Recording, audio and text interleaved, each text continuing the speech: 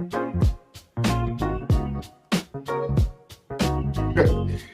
So, hello everyone, and welcome to this workshop, working with large-scale text for research. We are very excited for this workshop, and we have been working on that, even though we thought we have everything ready. But that's the problem with working with text, that every day you get some new updates, and even it's a never-ending effort, basically. We need to work hard, and you will see throughout the workshop that we have came up with new stuff, state-of-the-art technology, and also techniques. So yeah, we are very excited. And when I say we are a team right now in the room, and I will ask them to come later and introduce themselves too. So that said, let's first of all introduce the fantastic team that we have. I'm Morteza or Mori Nambar. I'm a senior lecturer in machine learning, natural language processing.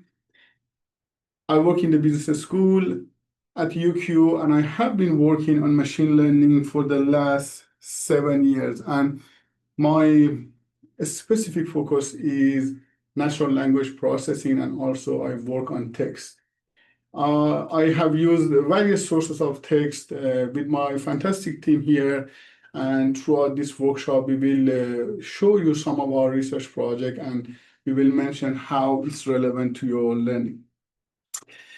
The first member of team, Moin, would you like to come here for a second? Moin is my brilliant PhD student, and his work is on agentic AI. You want to talk about your work? Yeah, just hello. My name is Moin. It's been a year since I've joined the program, and since then I've been working on the use of agents and bringing agency to AI. Today I will discuss a bit about the frameworks and how you can also embrace them in with a large amount of text. Let's see. I just hope that you find it very useful for your future research endeavors. Thank you. Thank you. The second member of the team is James. Welcome, James. Hello, everyone. Yeah, I'm James, second year PhD now, focusing on exploring how we can harness large language models and agentic AI for sort of addressing how to properly translate research papers. And so today I hope to explore, like, what does it mean when we say large language models, and how do we even communicate with them from the text perspective? Thanks, James. Celeste, my third PhD student, and fantastic member of the team. Greetings, everyone. My name is Celeste. I work with Dr. Mori. I'm a first-year PhD student. I work in human AI interaction, especially in the age of generative AI. I'm interested of learning how human delegate to AI and what patterns can embedded within this pattern. And I'm eager to learn. Thank you. Thank you so much. And last but not the least, Slim. Hi everyone, this is Slim. I'm collaborating with Metros Health for designing large language model-based online triage system for guiding patients to a better place and can receive better patient care. Okay. Thank you. And I should mention this year, Slim won the competition for AI PhD showcase. Slim presented the best project, so he's well suited to help us and teach us how we can use text for in the era of large language model and agentic AI system. So let's move on to the next slide, which is the agenda of what we are going to cover today. I have mentioned in the emails, but I think it's worth to mention. We start with some techniques that might seem basic, but from our point of view, it's very crucial, and we will mention why. We need to, first of all, know what is text, what is good text, what is bad text, which factors we should consider when we start the research using text as a source of data for ourselves. Then Celeste will walk us through text exploration, some techniques and two different tools for this purpose. We will start with NVivo, then we use Python, and you will see the differences in different using these different tools. Then we will have a break and we will have a game. And the good news is the three first winners will get a coffee voucher for the game. The questions are simple and sometimes funny. So it's just to encourage engagement and also to use that break time. After that, we talk about feature engineering, and we want you to understand what we mean when we say feature engineering, how we can convert text to usable format for research. Then we will have two more demos. We will use clinical notes, and Slim will walk us through that, and also comments on online games as two different sources for text for research. We will have another break, another game, three more coffee vouchers for three first winners. Then we will go to language models, and James will walk us through how we can go one step beyond using simple ChatGPT, and how we can use language models and then large language models. What is the difference, and how we can incorporate them in our research different from the way that everyone else is doing, and use the power. Then we will have another game, another break for 10 minutes, and three more coffee vouchers. And the last bit, but not the least, and probably the most exciting part, on how we can incorporate everything together and make agents, AI agents, and how we can relate it to our research and how we can benefit from it in our research. So as you can see, the journey is a step by step. We start with fundamental concept and we get to the cutting edge, basically techniques and technologies that we have, either in industry or academia. So one thing that I have mentioned in my email, and I repeat, the purpose of this workshop is not to teach you the tools. It's very, very ambitious and impossible that we want to teach you how to use the tools in 3-hour workshop. We are teaching you how to approach text. We are teaching you today what are the possibilities. And when you think about extending your research, basically thinking about bringing some other data to your research, what are the possibilities? Then when you know about those possibilities, then you can take this course or that course. But for us, bring that understanding to this cohort about what is available out there and how you can approach them is important. We will have later workshop, 3 days workshop, that we will cover how you can implement all those techniques. But that's not for this session. We talk about what can be done. Who is in the room? We sent a survey. It was 10 days ago because we wanted to know what you need to hear from us. 52 participants responded. We went through them, we analyzed them, and based on your feedback, we have tailored this workshop for you. The team has been working for 1 week. Last week, we have been working to make sure what we are presenting today is relevant and covers most of the aspects that you requested. First of all, the 52 respondents, mostly they knew basic or they were beginners in terms of text analysis. We had no one with advanced skill, and we had few with intermediate skills. Then we asked, where is text in your research?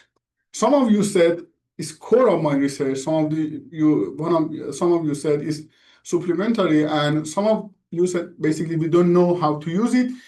So for everyone, I think this workshop has something to say.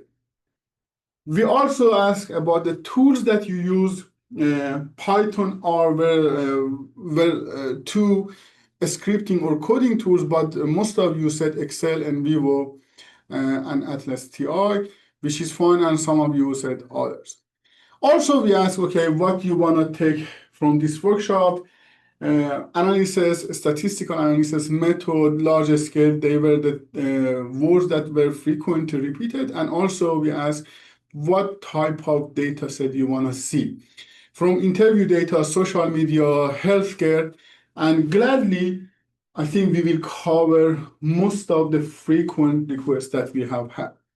So that's about you, what we heard from you. And that said, let's talk about text as data.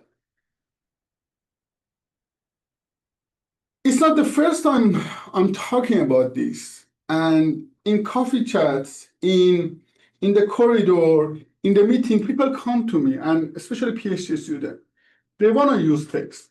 I sit them and I set a meeting with them, with some of them for half an hour, but in first 2 minutes, I know that what they say is not possible because they didn't even first thought about if the text has the depth. Let's say I had a meeting with one colleague, even not PhD student. They told me, we want to use Instagram posts and analyze text in Instagram posts. The first question that I asked them, you know that basically Instagram is more about photos and also less about the text. How you want to analyze the text that is provided by Instagram. It's not just that. This is about the text, about the context, something that we need to worry about. Some techniques, and we will talk about them, some techniques are good only when the text is long. So if we have 10, 15 characters like tweets or Instagram, how we can do topic modeling? We can do that, we don't get any error, but is it valuable? Is it usable? No, because if we want to discover topics, we need to have a long text. But some techniques are still applicable to short text. That's something that you need to understand. Then it's about label. Probably 99% of the text that we see everywhere doesn't come with label.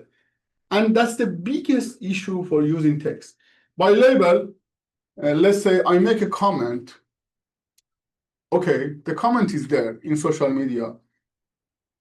Do I know if I'm a customer? Do the platform knows that I have been a churn or loyal customer?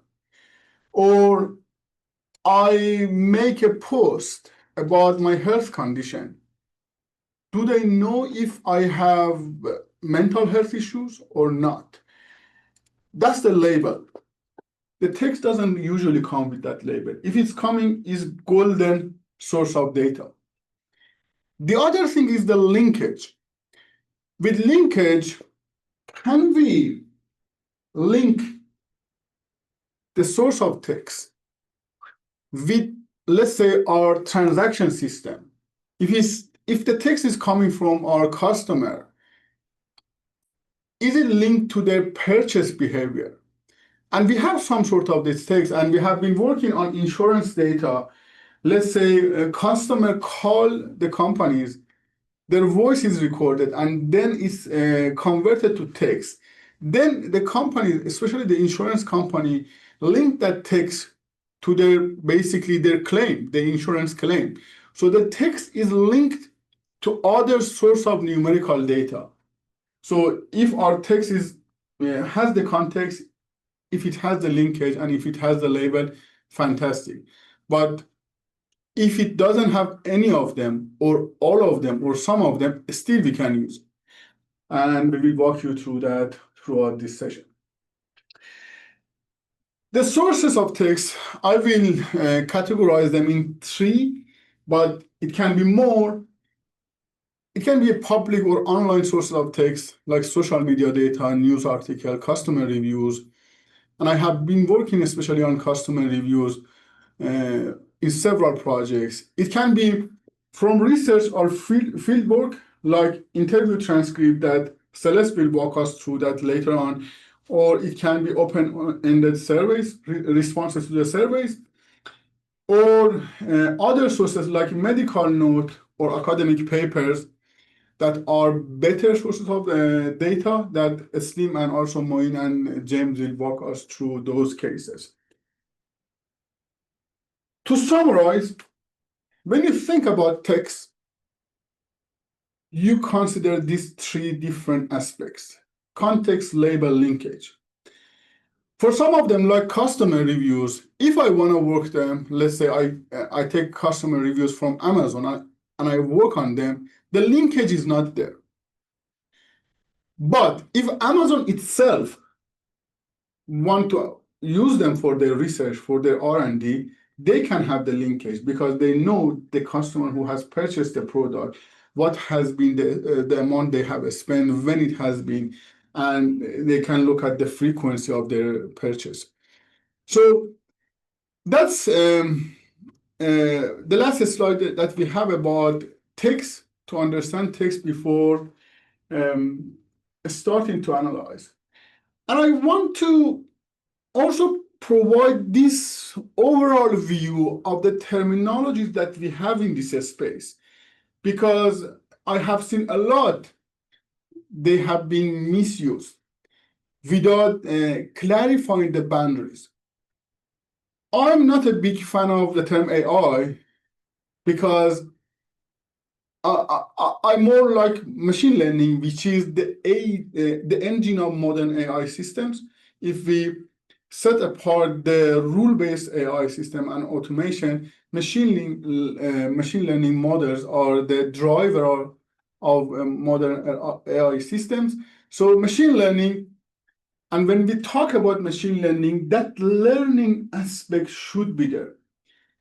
If we have an algorithm, but they don't learn, we cannot call them machine learning. Because of that, when we talk about natural language processing, not everything in natural language processing is machine learning. If, for example, we are counting the number of frequent words, this is not machine learning. That's just a simple search and counting. But we have some techniques like topic modeling that has the learning aspect within that. So that's the relationship between machine learning and natural language processing. Then within natural language processing and within machine learning, we have large language models. So large language models, definitely they have machine learning aspects, and definitely they are within the broader, basically, spectrum of natural language processing. And we have a tiny part in the very middle, which is agentic AI, which is a subset of large language model. So not every large language model has the agentic aspects, but all of the agentic AI models benefit from large language models. That said, we move to text exploration. I'm going to hand it over to Celeste to walk us through what we can do, and then she provides 2 demos of the data set that we have. Thank you, Maury. Hello, everyone. So as explained, we talk about when we work with text data, usually it comes in different formats. So you will need to get to know your data. It's like meeting your data for the first time. That's what we call text exploration. Text exploration is very important, and why it matters. It has several reasons, but here we're going to emphasize these 3, and also they are somehow bonded. First one, you will need to get to your data first to review any data quality issues within the data. Usually, when we see the data, sometimes text data can come in very messy formats. We would like to clean the data, but we need to know how to clean it and what to clean with it, and think about strategies to deal with it. And sometimes text data can come in a very repetitive entries, we might need to define what is a duplicate in our research topic and further think about solutions to deal with it. And sometimes we also need to know more about the text, the background information about the text, whether it comes with their context. When we get the data, if without knowing the background information, knowing the context, it would be sometimes very hard for us to know what to use the data, make sense of the data. So knowing data quality is very important at the beginning. Second thing, we would like to spot any bias or patterns happening in the data. What we can do usually, we can start by some simple strategies like searching the frequent words within the data, see if they commonly showed these kind of keywords give us a certain sense about what this text data have been like talking about, things like that. And if we ever see sort of any unbalanced issue within the data, at a glance, we have a sense of, later on we might need to come back to it and deal with it. Third one, through text exploration, it guides us to better choose our method and deal with our data pre-processing. Because without knowing your data, you would not know what strategies to be used, what certain machine learning method to be adopted there. Like if you're working with interview data, one sort of text data, I think the cleaning issue somehow compared to social media data like tweets, it would be less. But for sometimes if you're using social media data as your research resources, you might need to clean any sort of emojis, like unnecessary hashtags within the data and have a cleaner format, and you proceed to the next step. So it's like any sort of downstream analysis you would like to do, you will highly relies on your text exploration process and the cleaning process to lay a good foundation of any sort of work we do later. And here are several major, we would say, common approaches for text exploration. First one is word frequency. For many softwares, also Python packages, we can run certain queries to get to know the word frequency. What are the most frequent happening in the corpus, in the data sets, right? Through a glance, we get to know it. But just be mindful about this word frequency, especially when we see words, somehow we call either stop words or common words like conjunction that doesn't add much meaning to the data, then we will need to, somehow deal with it. Second one is this word clouds. So word clouds is a visualization of showing your word frequencies. It's simple, it's cool, it gives you a sense of what data looks like, especially in terms of the frequent words showing up. But we just need to be careful, it doesn't really give us that much deeper insights. Third one is thematic analysis. When we talk about thematic analysis, it's somehow used more in qualitative research, which relies on researchers like many or humans thinking to actually group the data into certain themes, certain categories to make sense and to interpret the data. So it's highly, rely on manual work. It's not something like automatic. And next one is topic modeling. So topic modeling is a machine learning technique.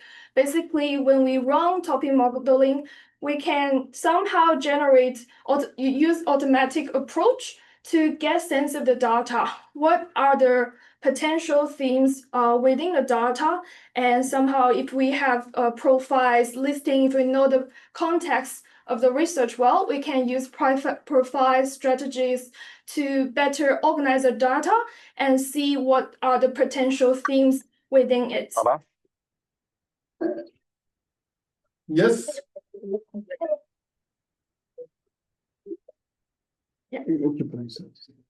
So the next step, I would like to show you the first demo of using NVivo for interview insights. NVivo is positioned as a qualitative research tool for doing research, and especially for disciplines like social science, business, health, we use that very often. But today I'm just going to show you quickly in using NVivo what sort of codes we can group and basically how it looks like, and then compare it to topic modeling. So I'm going to show you through my laptop. Thanks, Celeste. So we will have two We will have two demos soon. First, Celeste will show us how to use NVivo for thematic analysis, and then she will walk us through using Python for topic modeling. That would be a good start also for the next demos that we will have, and James later on will show us how we can move from the basic fundamental topic modeling to the next step, which is using language model in topic modeling, and we will see the differences. So let's over. So Can you share? yeah, I think I need to share. I think I need to stop share here. So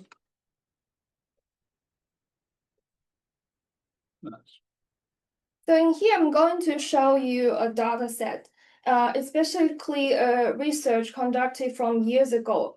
And the topic is investigating the changes in any coastal communities and learning the perspective from down-coast participants. In here, what I want to emphasize is that when you use NVivo, you can import interview data based on different participants, right? In here, you can see there are different interview documents. One come with text, and some come with like video and audio.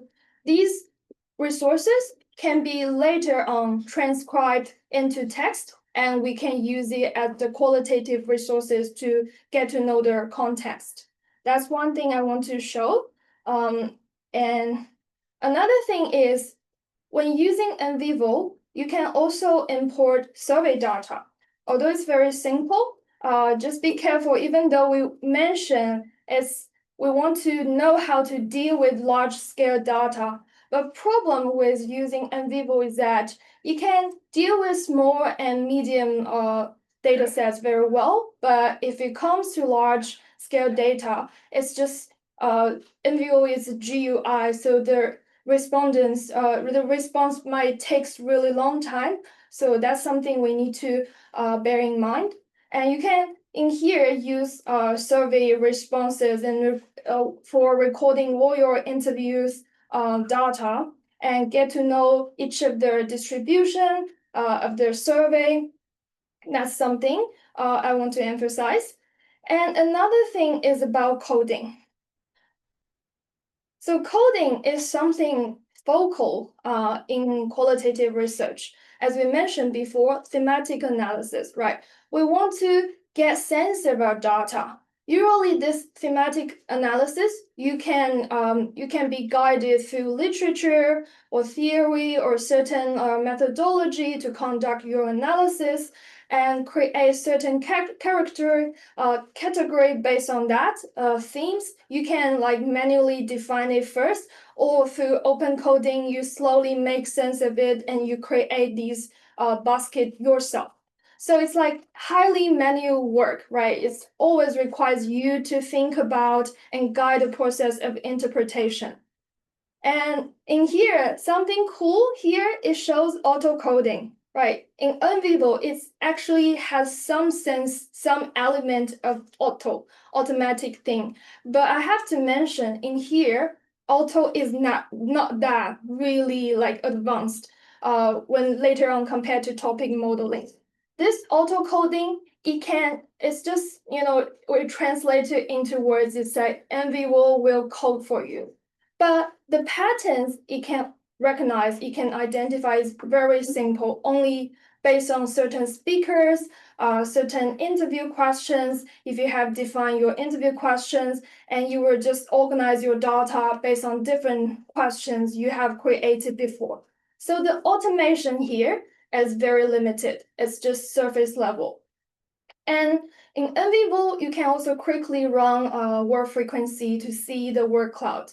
I will just click on this explore and I can define, let's say I want it to be stem into the rule form and with a minimum length of 4, and I want to see the first 300 frequent words, and I can just simply run the query.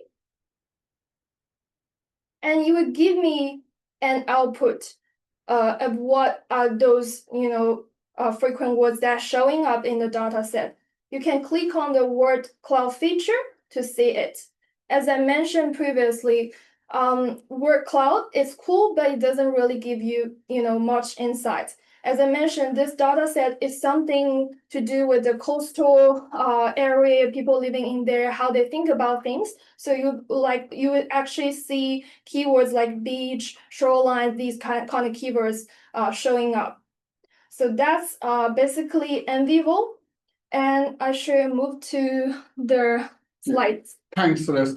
The reason that we show you NVivo in the start, because we wanted to tell you, okay, what traditionally has been done, which is still useful, but later on, we will show you in a second how we can migrate from this manual work that needs human intervention a lot in defining the themes to an automated version, which you discover in the topics. But then we will tell you, okay, it would be really good if we can guide those topics, not to let machine to do whatever they want to do, which is the common approach to topic modeling. In an hour, we will show you we can stop this approach. We can go a little bit further and guide our topics. Somehow we can do something in between NVivo and fully automated topic modeling. That's something that will come in demo 5 or 6. For now, I will hand it over again to Celeste to walk us through how we can do some other text exploration, not anymore in NVivo, in Python. And from now on, whatever we do would be mainly on Python and later on Crew AI, which is the platform that we use for agentic AI. Yes, Celeste. Yes.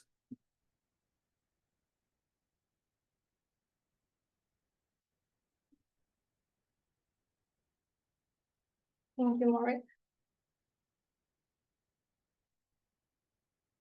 The next one, as Maury explained, we want to show the transition from traditional method to more advanced method.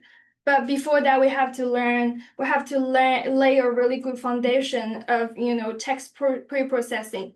So usually when we talk about text pre-processing, we cover these 5 major steps. It's the fundamental step we would like to take before any sort of deeper explorations. We get started with tokenization. So tokenization is something to do like a way to split our text data into words and phrases, which we call tokens in natural language processing. By doing tokenizations, we actually change a complete sentence into different tokens, which will help machine speed up of the pre-processing. Next one is lower casing. As the word shows, any sort of words that is upper cases in the corpus, we want to change it to lower cases. By doing that, there's no differences between the capital D and a lowercase d character. Next one, we need to remove any punctuation and special characters. It's something to do with cleaning. Usually, especially when you work with social media data, your data can be really messy, right? It might come with lots of hashtags, special characters like emojis or like HTML text, these sort of special characters. We need to define in our research context what would be the relevant data, and any sort of irrelevant data and irrelevant special characters and noise, we need to clean that. That's usually we do to basically remove these punctuations. And next one is this stop word removal. So stop word here, as I mentioned before, is something to do with common words.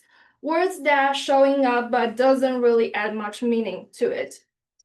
Like some conjunction words, or like so, before, these sort of words, it doesn't give us like much meaning. We would like to actually reduce the volume of it. That's what we call stop words removal. Finally, we would like to do stemming and lemmatization. It's the process of changing the words to the rule form. I'll give you an example. Let's say running, right? If we want to change it to the rule form, it would be changed to run. So with that, with this process, it doesn't change the meaning of it, but it just, keep the words into a like more concise manner. So that's text pre-processing, and it depends on our context, like research context. Sometimes we need to like conduct more steps, like we need to determine whether these data will be relevant to our research topic. If you are study social media sentiment, then in that sense, emojis will not be will not be noise. These emojis can actually give you certain information about like people's emotions on the social media. For that, you would like to, keep these kind of information. So it depends on your research topic, you need to define.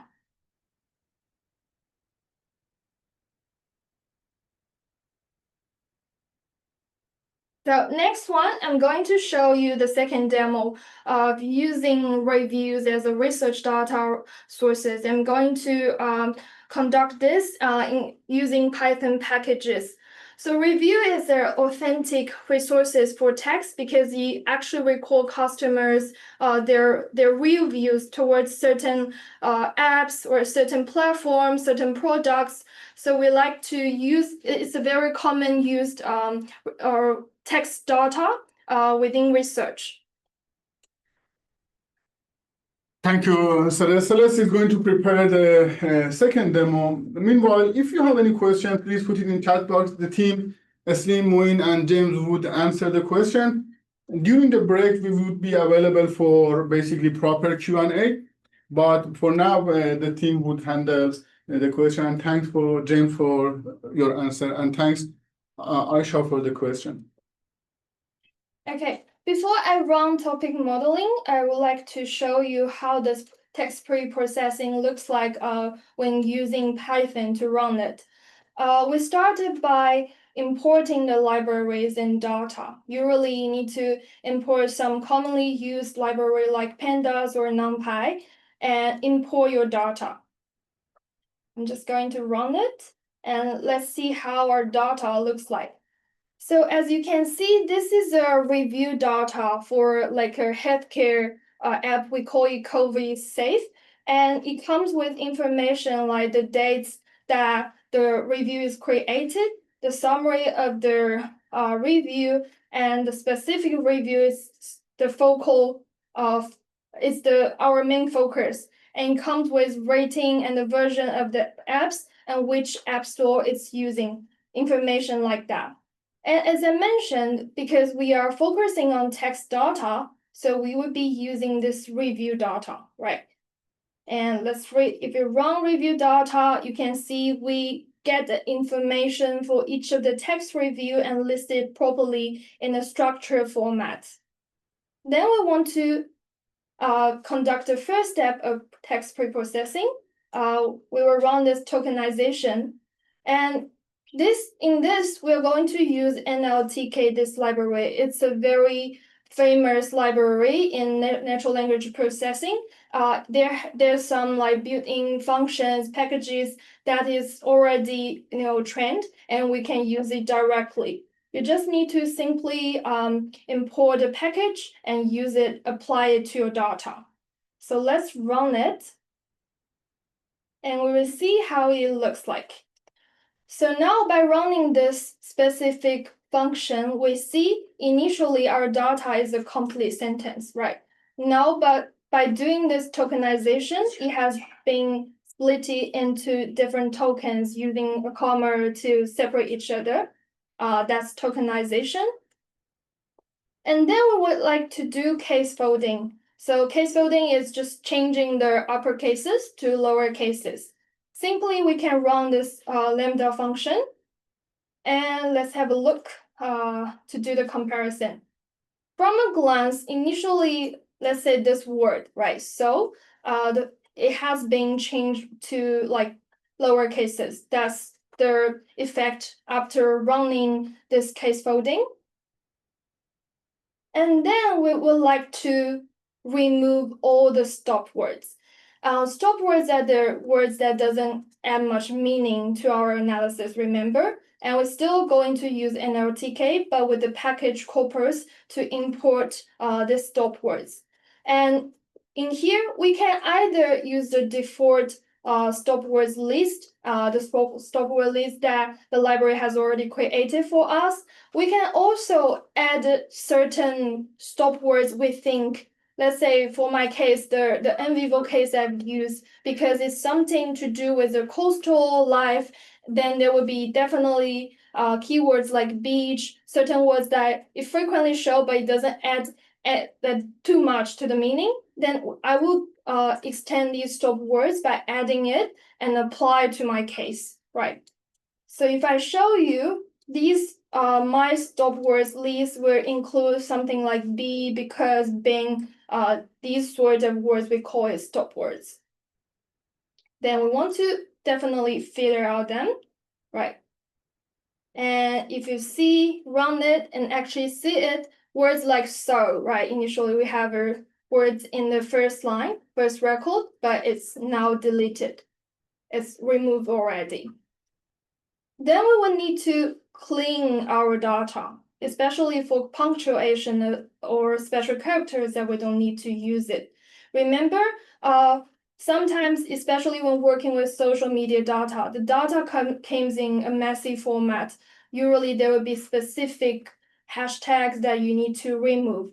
And in here, we give you an example. After this pull, this words, there's a special characters. It looks a bit odd. I want to remove it. Then I will need to generate certain queries to filter out it. So let's run it and see how it looks like. Right. So from a glance, it has been removed.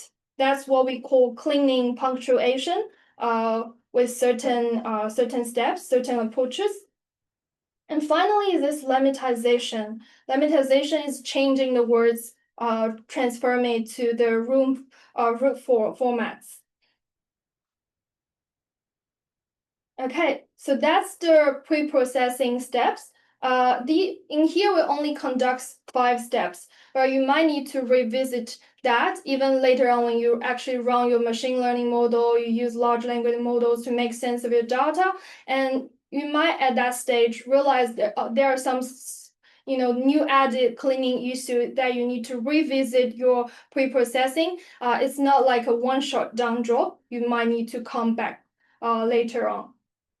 And yeah, we're laying the foundation that we are done with text pre-processing, and we can run this topic modeling.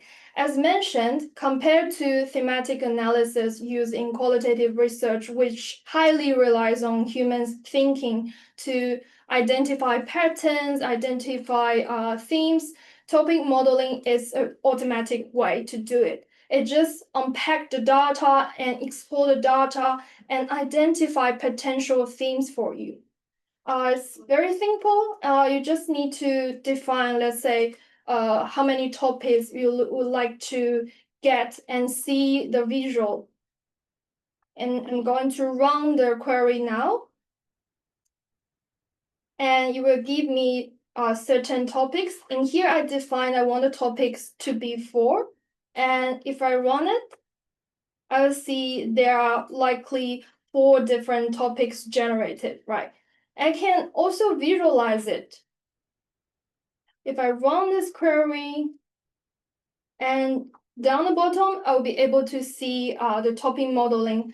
In my data, I'm likely to have 4 different themes. And for each of themes, there are some commonly showing words. And this is the traditional way of doing topic modeling. So when you get to know your research text better, your data better, your research problem better, you can even profile your data, give sense of what these themes would likely to be. And that's topic modeling. And you know that even we have let's say 10,000 records, but it's just a simple query and we run it when we automatically get the results of likely what the themes are going to be. So that's topic modeling. Maury, I leave this to you. Thank you so much, Celeste. Well done. Great work from Celeste and nice elaboration.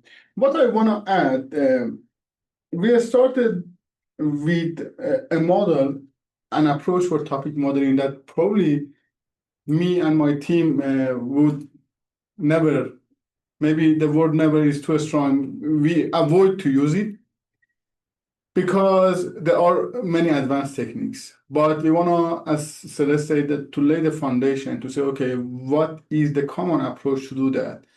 What are the limitations? Celeste pointed out that this is not a one-shot test. This is not something that you do that once I say, okay, I have followed all the steps, my text is ready. Never. This is a cycle that you should repeat. You should clean your text. You should process your text.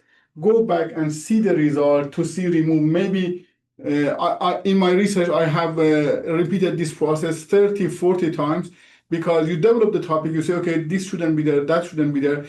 That's how that cleaning process is absolutely crucial. And that's the most consuming part of your work. Like any other project with data, the preparation, and when we work with text, we call it the cleaning part, is absolutely essential and it's very, very time consuming. So with that nice foundation that Celeste put here, now we can move to other techniques and more advanced techniques. That said, what Celeste showed you was in Python. She used Jupyter Notebook. It might look scary to you, but it's not scary at all. I teach machine learning course, and a student who come to my course and undergrad and postgrad, and I talk about undergrad because they have no foundation. So postgrad student, they might have some foundation, but I talk about undergrad student. They come to my course without any coding, scripting background, any zero. In one session, after 2 hours, they are able to follow all of our instruction for data cleaning and instruction. So you need only 2 hours to get ready for this. So no more than that. But as I said, our purpose here is not to teach you code. Our purpose is to show you the possibilities, and we will go step by step. Now is the time for game. So we have 3 coffee vouchers ready for you to win it. Hello, everyone again. Can you hear me? Yes. Yes, Nice. I can hear you. Thank you. Now that we explored the data and we learned about the possibilities and also the importance, I'm going to the section that I really love. And I think for a PhD student or for any researcher, this is the most crucial step and it's not hard to achieve. By feature engineering, we mean how we convert text to numbers and those numbers represent something. So this is a simple way to define feature engineering. So that said, we don't have a single approach for that. Some of the approaches are very common. You may already have heard, for example, about sentiment analysis or emotion analysis. When we analyze sentiment, in fact, we take our text, we create a column. That column has numerical values. Those numerical values represent the sentiment of that text, or they represent the emotion of the author of that text. That's a feature. We call it a feature. And that's a part of feature engineering, but that's not all. We can go beyond that. And that's where I have seen many PhD students and also academics that have came to talk to me about how to use the text. They stay here. They don't go a little bit further. Even in the paper that I have seen in the top journals, even in my field, which is information system, and we expect academics and PhD students to do better than, let's say, someone in healthcare or let's say in psychology, because it's not the core of their research. I have seen people in my discipline just to think, okay, feature engineering is sentiment analysis, or one step beyond that, this is emotional information extraction. We can go beyond that. We can basically convert text to numerical value in more meaningful way. And also we can capture linguistic information, a style in language, and all those information can be generated or generate different columns and in our text, like Excel file that we have, and each column can be representative of a feature. I'm going to start with these three methods, and my aim is not again to teach you fully the technical aspects and the technical difference beyond them, but to give you just a very overall view of what we mean with converting text to numerical values. Bag of words, you might have heard about it, or if not, I mean, it's the simplest, it's the foundation. TF-IDF is a little bit more advanced, and word embedding is way better. And I will tell you why. So if you think about converting text to numerical values, you should think, if you use bag of words, you don't capture a lot of information. If you use TF-IDF, you capture a bit of more information, but if you use word embedding, you capture a lot more. So bag of words is like this. If I have different documents, the total number of words or every word or token that I have in all the documents that I analyze is called corpus. I put them in one table and I only create columns, and in those columns I mention if that word has been present in different documents or not. For example, right now I have two documents. For simplicity, I don't add more. I create a corpus from these two documents, and then I mention document B and document A contain which word from this corpus, which is generated from these two documents.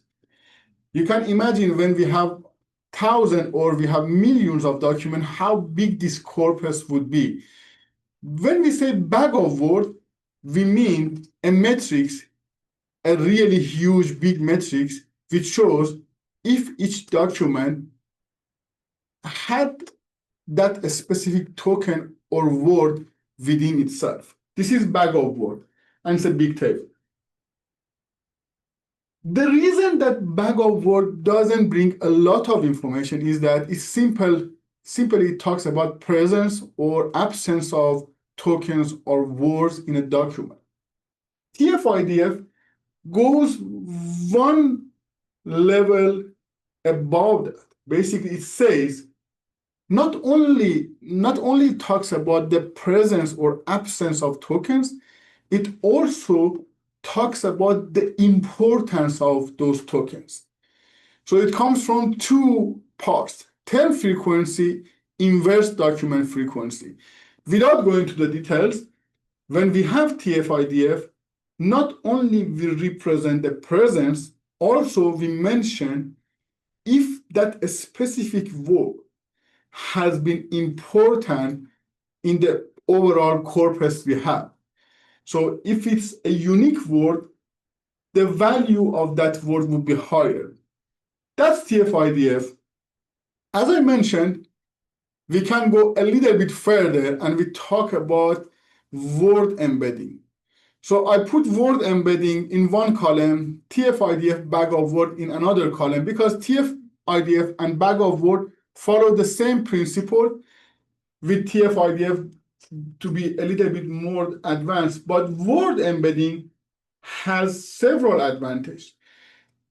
First of all, because it works based on pre-trained models, it can capture the semantic. With TF-IDF and bag of words, we cannot have the semantic. We cannot capture the semantic. We only work on the word frequency. But with word embedding, we go beyond word frequency. We capture semantic. And this is based on the pre-trained models availability. That said, I leave it there because I don't want to go through the technical aspects of that.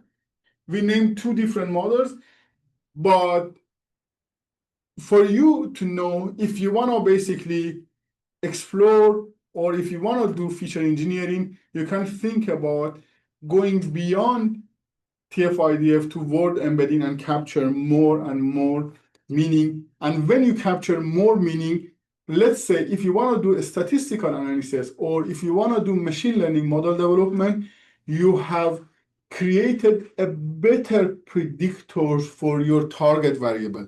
Let's say if it's a statistical analysis, your predictor is stronger when you can capture the semantic.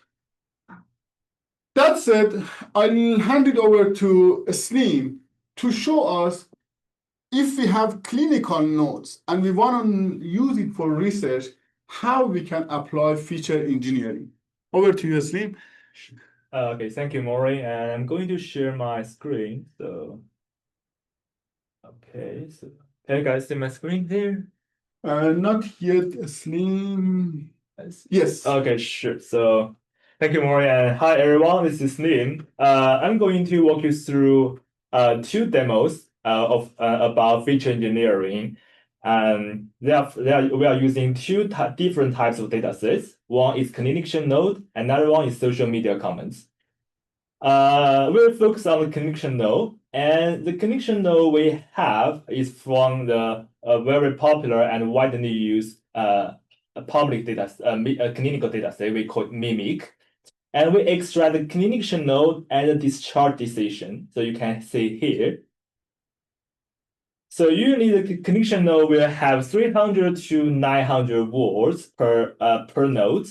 So our objective is how we can construct variables or features from the node that can represent indicative and useful information. And these variables can be indicative for understanding the discharge decision.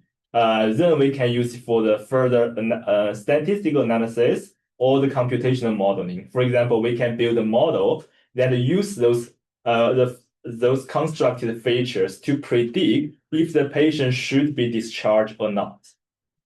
Okay, so the first part is converting natural language into numeric representation, because no matter what kind of methods, the techniques or model we want to use for handling for building models on the text data, we cannot use text directly because our machine cannot understand text, so we have to transfer it to numerical representation. Maury already introduced those three different methods, so I'm not going to spend more time on it.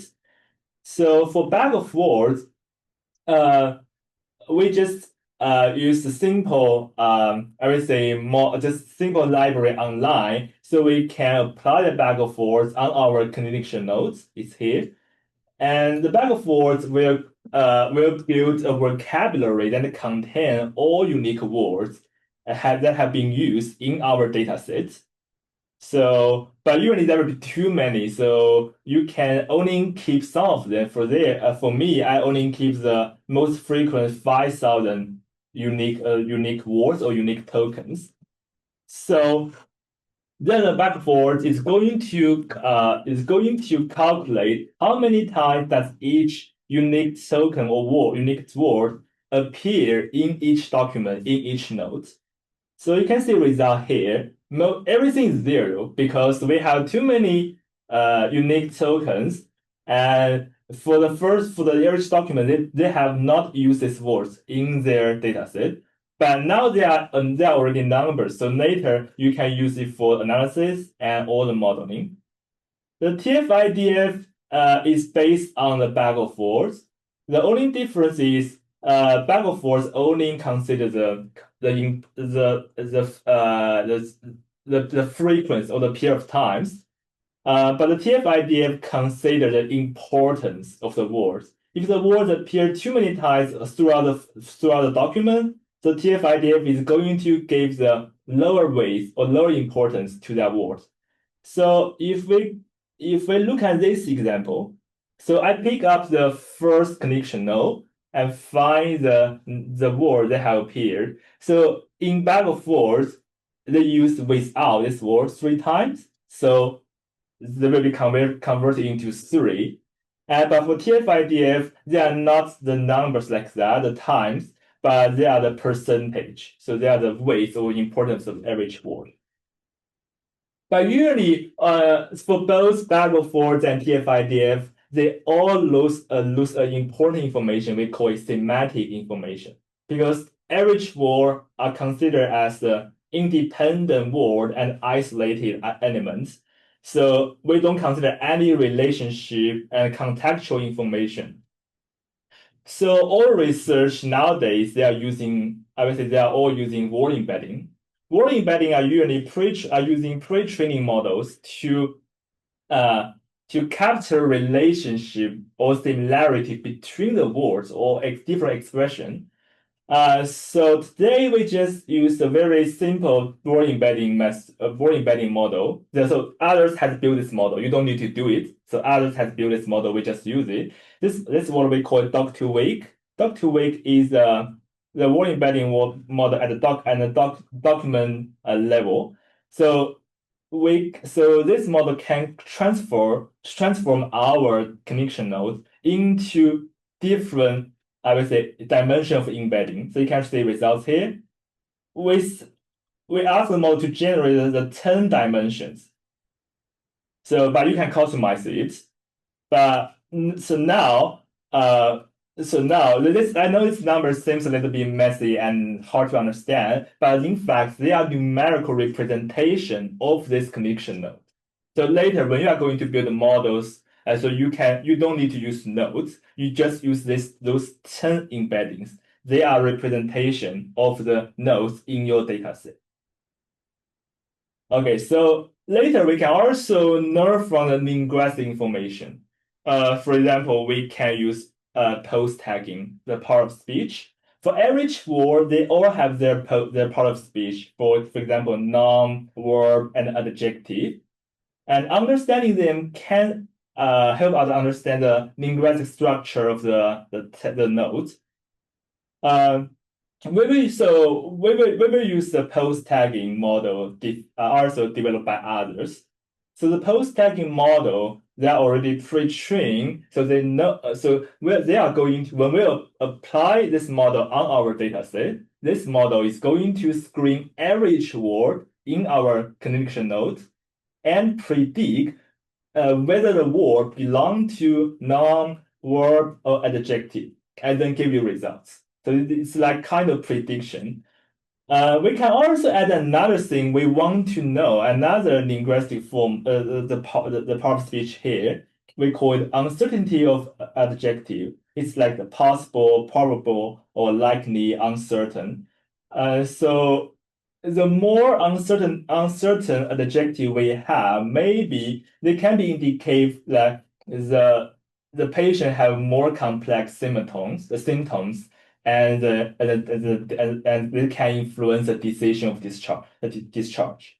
Okay, so we can we apply this post-tagging model our data set, and then we can generate results. So you can say this model give us the output.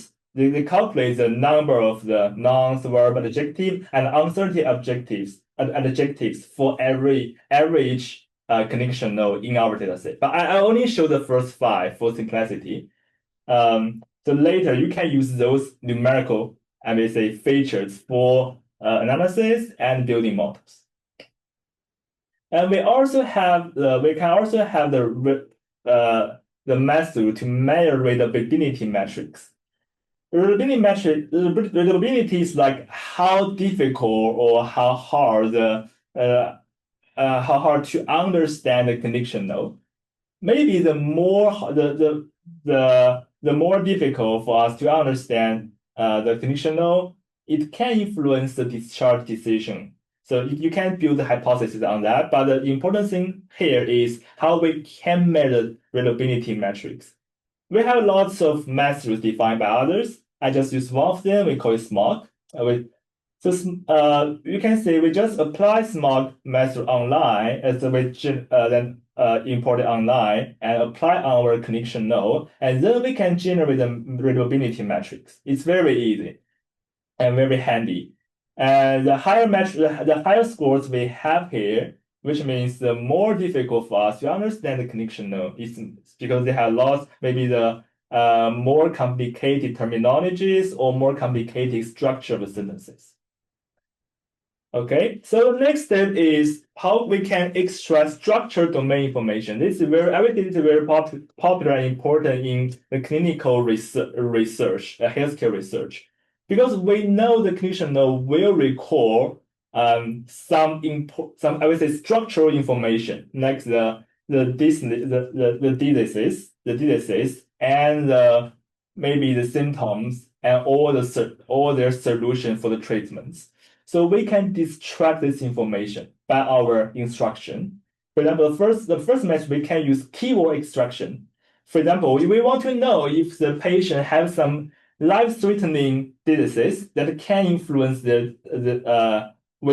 our decision on discharging them or not. We can create a list by ourselves or according to other research about the life-threatening diseases. And then we just screen our whole document and try to identify if every connection node contains those words or not. If they have, we say true. If they do not have these words, we say false. So these are true or false can be represented as 1 and 0. So this 1 and 0, we call Boolean variables, can be used for the modeling and analysis. Another method is name entity recognition. And we call it NER. NER, I would say, is similar to the keyword extraction we mentioned above, but it's based on the pre-trained model with predefined categories, and they are a pure automatic process.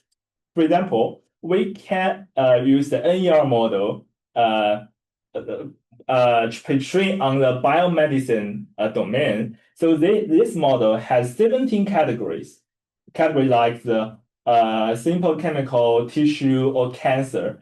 So when we apply this model on our dataset, this model is going to automatically predict if every word in the document, in every connection node, belong to one of those 17 categories.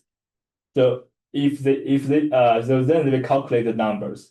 So you can see the results here. So every document we only identify 15 categories because we don't have another 2. but we can say they calculate the numbers for average categories. For example, some documents they do not mention cancer, any terminologies related to cancer, but some mentions 11 times or 9 times. So this can bring more information for us to understand what this clinician is talking about, right? More clinical and domain knowledge. Okay, so that's pretty much many, I would say, commonly used technology we can apply on a clinician node. And then we are going to use another dataset for social media dataset to. Aslim, can I add a point here? Yeah, sure. Fantastic elaboration, Aslim, and you could see how nicely Aslim mentioned we can use the domain knowledge in generating those features. And as Aslim clarified, this is not a magic. This is not something that you can quickly get. And actually, this is really good for us as researchers. That's the advantage. That's the opportunity as researcher you should pursue.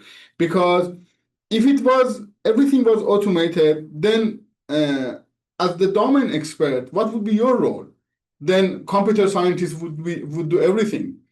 But that's you, if you are working in healthcare, to see, okay, how I can add more domain knowledge to this data set, how I can bring different aspects that I get from literature. And as Aslim said, how you can develop even hypothesis around that. Then it can come from literature, it can come from industry, it can come from domain expertise, and wherever it comes from, you bring that.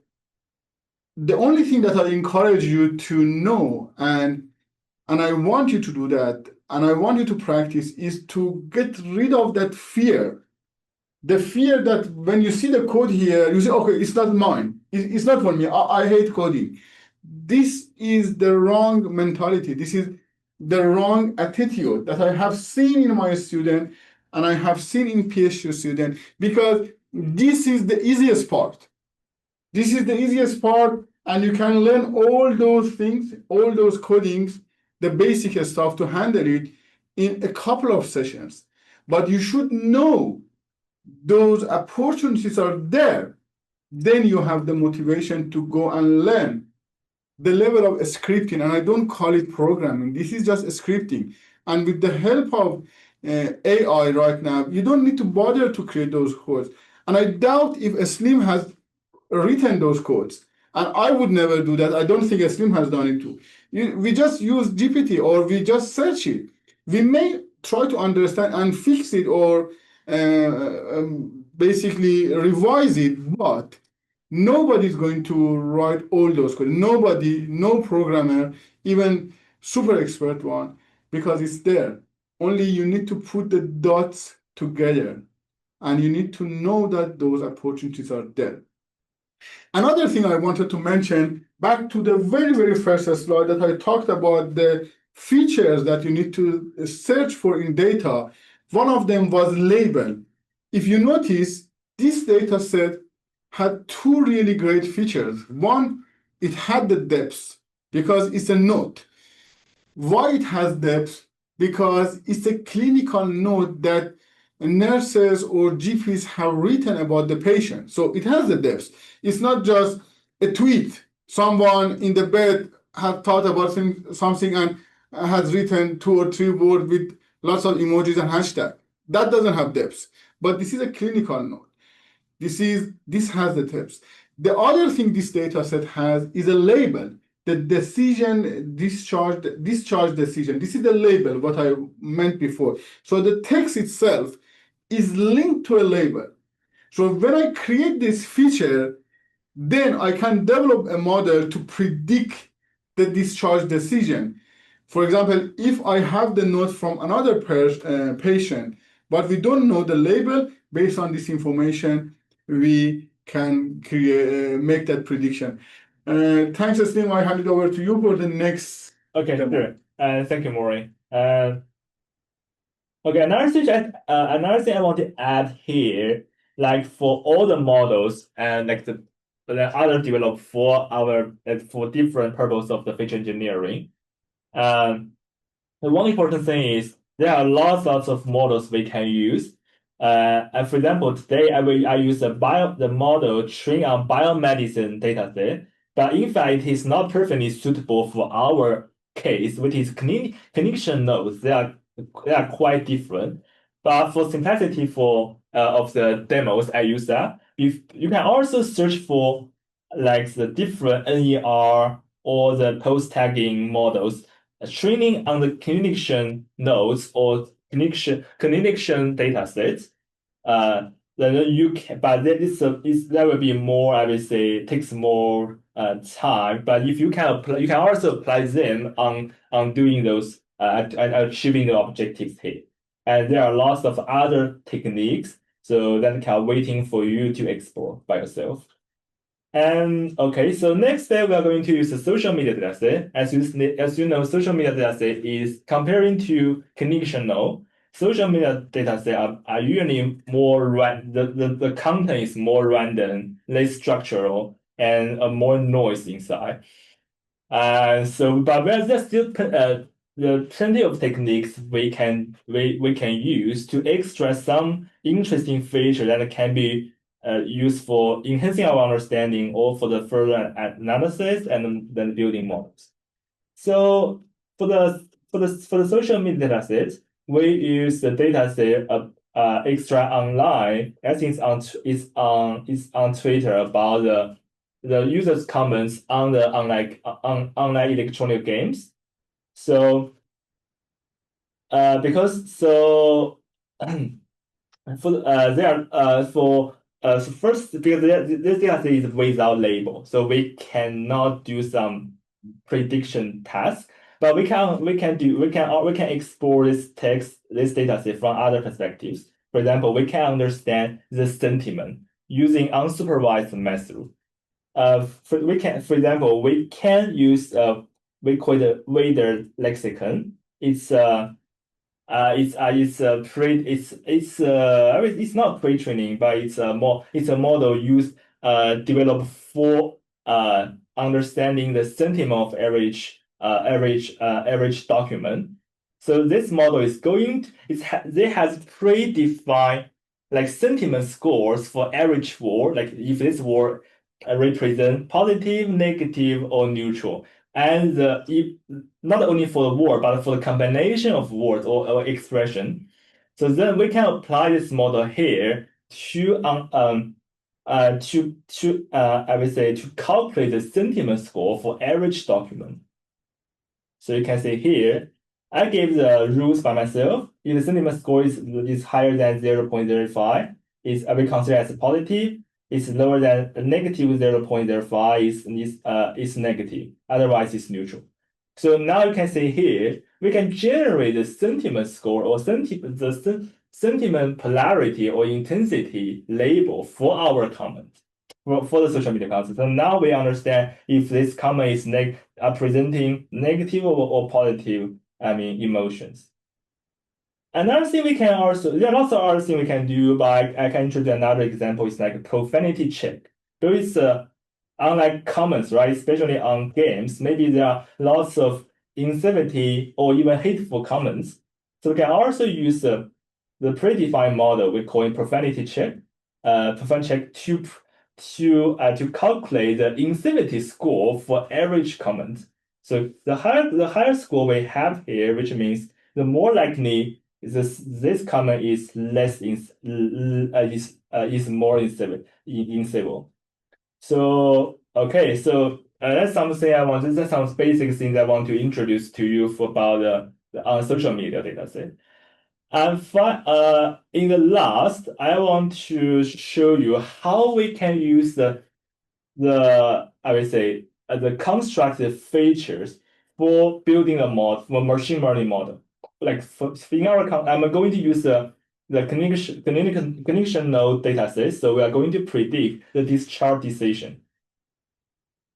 So okay, so we can have a look. So according to our operations above, we created 35 additional features or variables based on our text data set, right? We have the text numerical representation of the text. We have lots of other categories from domain knowledge or from linguistic perspective that they can all represent like useful information about our text. But we do not use our text directly here. We use our constructed features.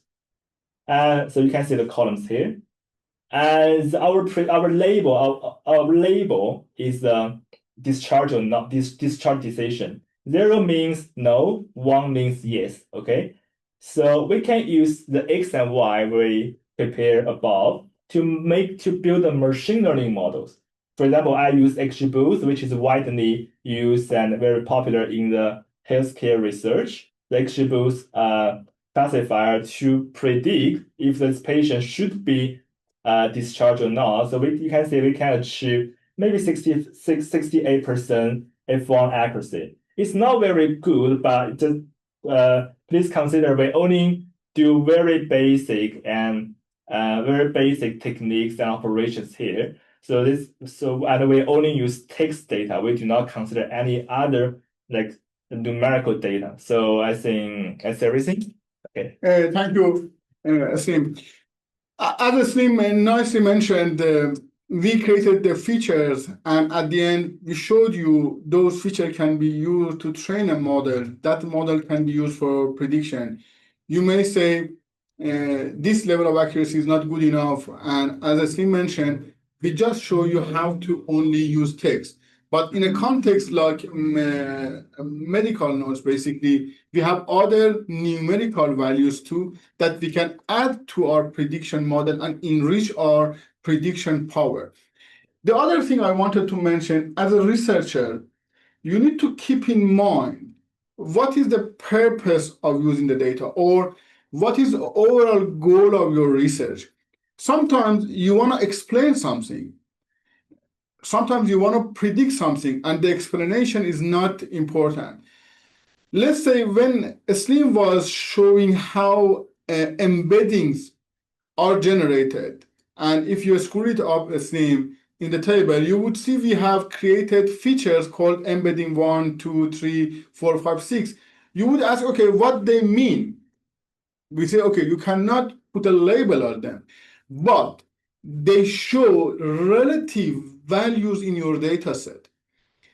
Those relative values help in developing a prediction model, but they don't describe anything.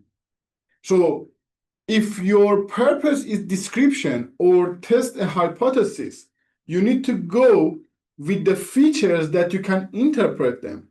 And Slim showed you how to, for example, think about, in this context, think about creating features.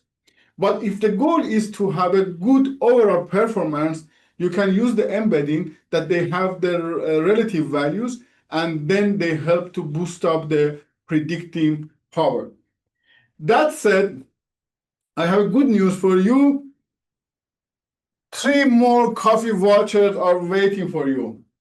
Let's get started with the third part, which is using large language model and then large language model. So we will have James here for this part. What I wanted to mention, we talked about the foundation from exploration, then text feature engineering. The great part is almost everything that we covered before can be enhanced by language models. So from sentiment analysis to topic modeling to word embedding, everything would be better when we use language models. And James is going to show you and talk about the power and the strength that language models bring to this text feature engineering and how we can utilize them.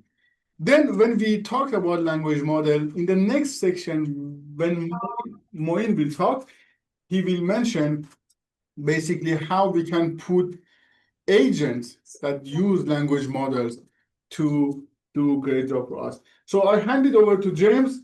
for this section. Yeah. Hello, everyone. So I think we've had a lot of talks, and you've learned a lot about like how we convert and represent text from word frequencies to some ideas about word embeddings and trying to keep semantic meanings through embeddings. And I think now that we talk about large language models, everyone thinks of this as ChatGPT, or for those you can use other methods like Claude or such. But we actually have a type of model, which is just language model. And there are many applications for this in terms of using it in text. And I'll walk you through a demo of how we use it for some of our research in guided topic modeling. So I wanted to start off by, click this thing. Just trying to explain what is a language model. I think we've mentioned the word embedding before, and we've talked about word frequency. So there's all these different words up in the space. So let's try and just understand what it is first, so that we can use this to then help us understand how large language models and such work. So we can take a simple child fiction book called The Fat Cat Sat on the Mat, right? If we were to use traditional methods like TF-IDF or bag of words, what we find from this, if we were to take all the text from the book, is some common things. Probably highly frequent words are, cat and mat. And in that sense, we can start to try and create some semantic meaning for ourselves. Like whenever we hear the word cat, it's probably going to follow the word on the mat or have something to do with the cat on the mat. Now, this is good in our niche topic where we're looking at this specific space. I'm taking an abstract example, so please just try and apply this to everywhere. But if I was to introduce, I just need you to click another book, completely different to a child's book. This is now a clinician's handbook on how you sit in your chair properly. Again, it still talks about things like seating and sitting down, etc. And we could use traditional models again, like TF-IDF, to try and understand what's happening in this text. Maybe the words sat in a chair is more common. But between these two things, which are very different, we have no kind of relationship. However, as a human, we can interpret that if I asked you the question, fill in the blank, the cat sat on the what? You can probably say mat, or you might think of other alternatives like, I don't know, floor, chair. These kind of human way of thinking about how we create meaning between certain words. And some of the people in the chat have discussed this as well, is just our human ability to understand context. Now we have to assume that computers are not smart, is how I always like to refer to them, and we have to help them understand our context. And so a language model is simply something that can take in all of these diverse types of texts and start employing methods like embeddings to create meaning. So if I was to ask a language model this, the cat sat on the what, based off those two books, it would probably predict that that fill-in word is either mat, floor, or chair, based off the discussion of the cat on the mat, as well as clinician book of this, because it's learned that when the word sat is involved, there's most likely something that you're sitting on. It's a semantic meaning understanding through the text. And this is very helpful in trying to understand now topic modeling from a language model point of view. Before, we were creating topics with words that are frequently together or count of words, but this doesn't account for things like meaning. So if we have a news data set of all these different types of news, if I was to say that like this person played rugby, and then another headline said the badminton player didn't go so well. These have nothing to do with each other, but we know as humans that the word badminton and rugby are both sports. How do we then get a computer to try and understand these meanings? And so language models are pre-trained usually on diverse large data sets. So the one that we're looking at today, which is BERT topic, it's trained on, I think the base model is 110 million parameters. And that's trained on pretty much 11,000 books and then all of English Wikipedia. So all of these, every page of Wikipedia, all of these books, all of the sentences and everything has been already converted for us into embeddings to try and understand complex semantic meanings. And so what we do is we pass text data to these models, and it will then infer, okay, this document of text is semantically like this, and give you those embedding numbers. After this, the model will then be like, okay, which other text data in my data set is close to those embedding numbers on what they call like a similarity plane. I'm not going to go down that path, it's a bit technical, but just think of it like if the word I played rugby and the badminton player, they would have similar embedding numbers, slightly different variations because of the different sports, but they would sit in a similar space in this semantic plane. And so this is all good and well. We give the text data to the model. It can, understand our data and try and create semantic meanings and put all these different textual data points into different topics. But then there's back to that original problem that we had with traditional topic modeling, which was, cool, but what are these topics? I have to manually go through and try and identify and profile them and say, okay, look, these are all talking about sports. So then I, as a human, will qualitatively say, look, this is a topic about sports. There's no sense of how do I, do all my research, my qualitative research, come up with conceptual constructs that I know should exist, or I want to explore and I want to statistically show that these constructs exist in my thousands and thousands of data, but I can't do this with just a normal topic model. And we get to this new kind of advanced way of representing text, which is called guided topic modeling. And so I'm going to introduce you the example from our research. So we had the same data set that Celeste originally showed, which was COVID safe review comments on the app stores. And we were trying to look at it from a theoretical lens of technology acceptance. And we know from some theoretical background that there is certain constructs like usability issues or installation issues and utilitarian benefits. So from a contact tracing mobile application point of view, these are the kind of things we should see in the reviews. And what we had to do is then manually go through initially and use Navivo and some Python cleaning and things to try and identify if they exist. Eventually, we found this method called guided topic modeling, which allowed us to take the learnings that we did from the original investigation and come up with like some of the words that do exist within known documents of these constructs. So we had a human researcher say, okay, when we have all these, maybe a sample of 20 reviews that all relate about usability, these are kind of the words that relate to this: battery, Bluetooth, drainage. And when I was looking at installation or issues, those kind of words are installation, registration, phone number, they always exist, as well as like help, save the community. They were all under that benefit kind of construct. Now I want to apply all of this across all of my thousands of topics, and at the end of the day, spit out those exact kind of topics. And we can do this with seed words. And all this means is those initial words that we came up with, let's say the battery, Bluetooth for usability, we add them all together in a big sentence and say, hey, BERT model, here is my sentence of all the words that should be around usability. Can you semantically match them across my document? And let it like create a probability or probabilistic outcome of how likely is this review, this next review, to fit in this construct. And it allowed us to actually use theoretical groundings through a model and then get out some constructs. And I think I'm going to show you this now, which will be interesting.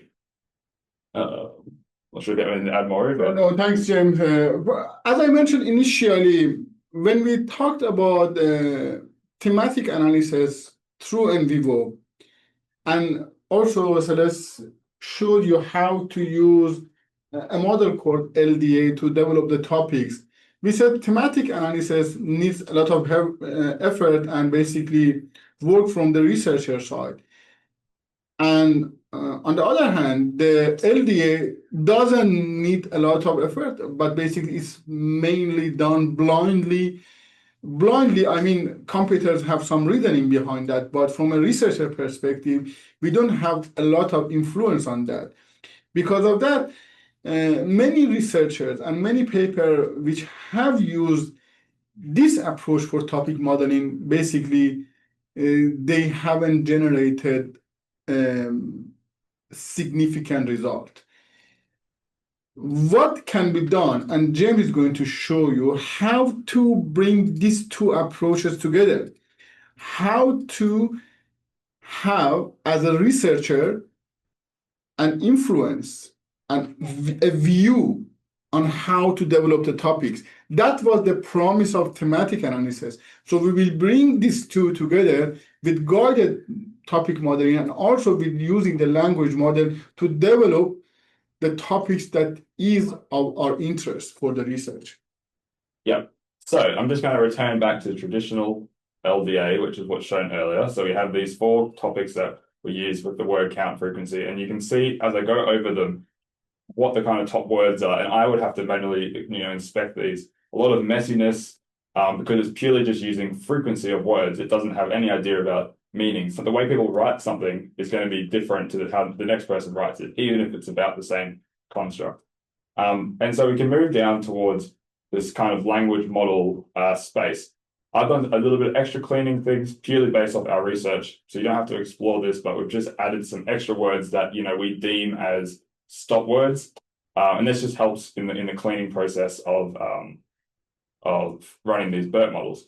And so you can see it's as simple as 2 lines for BERT topic modeling. I use all that information about all of the pre-trained knowledge of a language model, and I run it through Python in 2 lines. All I've done here is bring in BERT topic as a package, which is already developed for you. And then I just fit my data. Data frame 2 review is just all of the raw text data from my CodeSafe app review data set. It will run. And once it's run, I want to show you kind of how it works. Right now, BERT doesn't restrict to a certain number of topics by default. With LDA, you have to say, I want 4 topics, give me 4 topics. Whereas this, you can allow the model to go off and create however many semantically different topics that you want. So you can see it's created 158 unique topics. We can have a look at some of them, and you can see that as you scroll your mouse over them, these ones all kind of relate to this idea of registration or installation issues. The pin number problem is difficult. They're all slightly different, but they all talk about the same construct. Similar down here, registration again. As you go over here, registration, it's trying to just match all these different, uniquely, semantically distinct topics. And now you might think from a research point of view, I'm not going to look over 158 different topics. So what can I do? Well, you can actually guide the model by, what I'll do first is show you, so instead of having 158 topics, you can ask the model to say, look, just give me 4. And if none of them fall under this 4, give me back the probability that it's in any of them as all 0, just to counter the fact that we had, for example, a reviewer question saying, what if one of them doesn't fall in these 4 constructs that you're defining? It will actually return 0% probability or near 0 for all the topics, which can still be statistically significant. So onto guided modeling, what do we have? We need to first look at, before any of this, creating and designing some seed words. For some reason, my mouse won't click, which is fun. Okay. So we can bring in some lists. Now we've predefined these already in terms of for this as researchers. So usability issues, again, there's battery, public drain, installation issues, utilitarian issues, and also through the exploration, we identify the 4th construct, which was privacy. In the Australian context of contact tracing mobile applications, privacy seemed to be a significant thing that people were talking about, and we wanted to explore this as a research construct. And so we had this as well in our seed word list. We can run a model, set it to specifically have 4 clusters, and then run the same kind of BERT topic model and just pass it those seed word lists. It will now assign each review to one of the 4 constructs and a probability of this. You can see now we have, 4 topics. One of them specifically is about registration, privacy, installation, it works, please install. It helps the community, and then usability. So this then allowed us to use these as features and then statistically show them in an analysis. And for example, we can look at topic 0, which is about usability. You can get representative documents from this as well. So large battery, running Bluetooth, there's issues, phone battery doesn't even last. So the topic model actually performs a lot better because of the semantic relationships than that of like a traditional LDA. Now, I think back on the slides, Maury wanted to talk about the statistical analysis that we had. Is it this one here? Yeah, I think the middle one.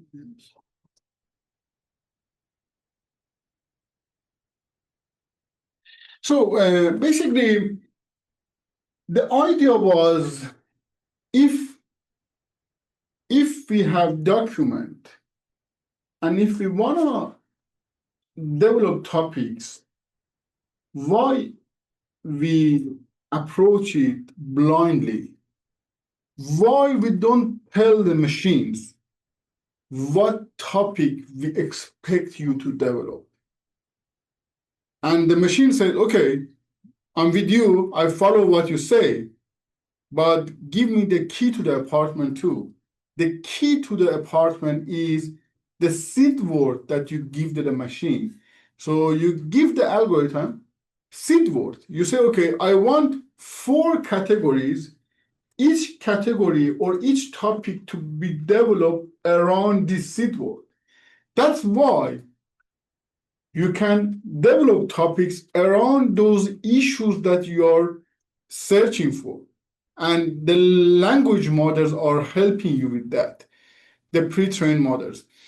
The thing is, when you develop those topics, or we call it construct, then you can, for example, do a statistical analysis, because those are meaningful topics. Those are topics with certain names.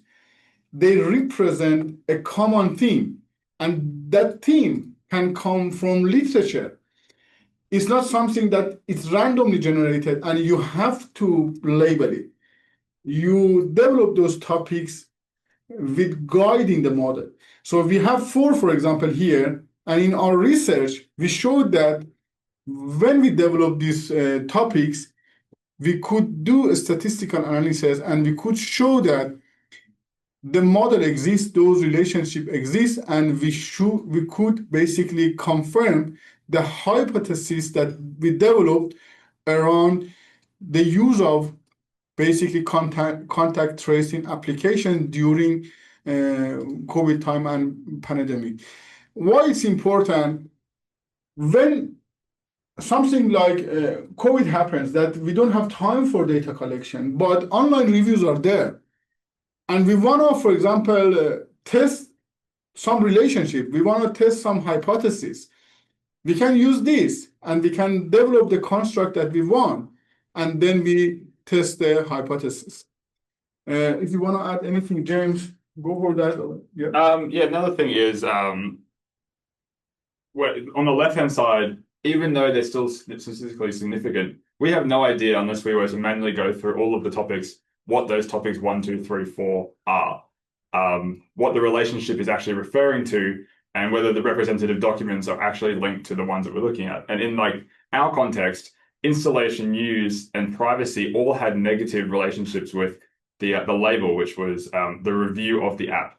And so we showed that these specific constructs were significant and also had the correct relationship in terms of how people review an app based off what they're talking about. And I think from here, this leads us to large language models.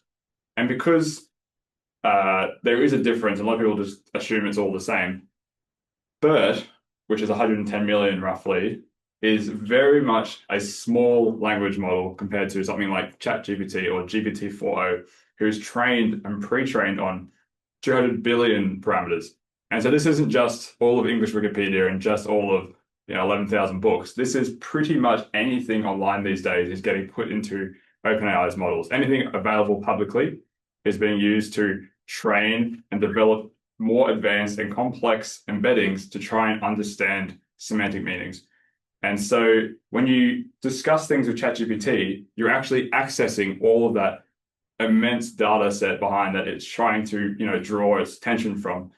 And it's really up to you about how you effectively communicate with them, which I'll get to in a little bit. But it's a difference as well in the sense of these smaller models have a pure, specific task. So BERT is really good at things like classification or sentiment or next one-word prediction. So maybe you have autocomplete on your phone, probably using a very small language model. It's saying, you're writing a sentence, what is going to be the next word? Fill in the blank.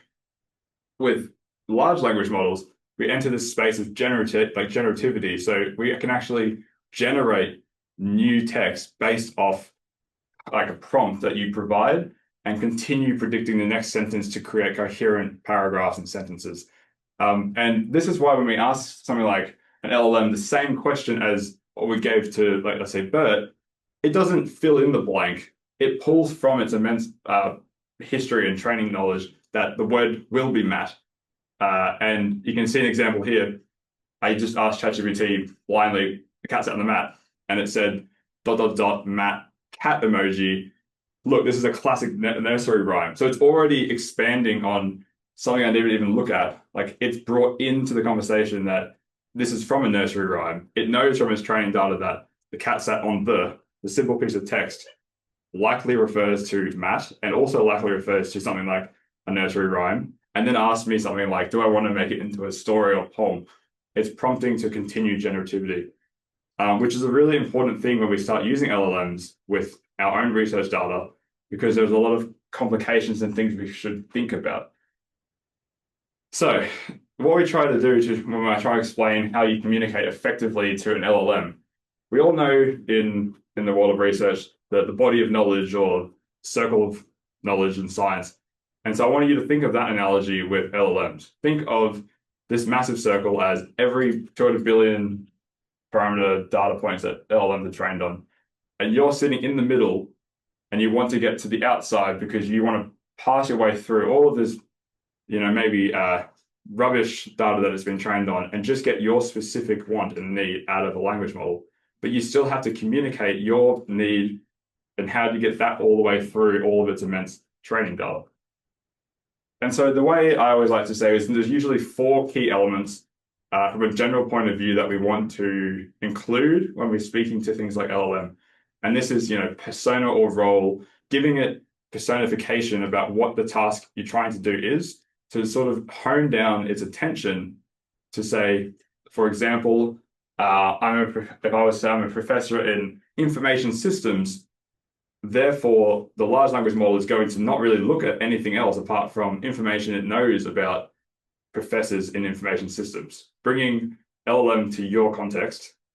The second thing, which I'll get to in a second after this example, is how and why that's important. So a little bit blurry, I can tell from this slide, but I asked GPT on the left, simply analyze this research document and provided it one of my past research outputs.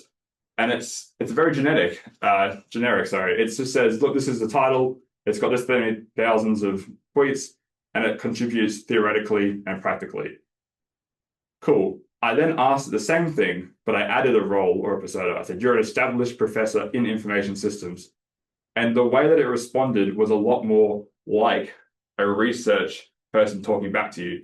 The last paragraph, it was well written, well structured, demonstrates methodological rigor. Like, this is not generic, this is academic tone. So the same task, different persona, different output.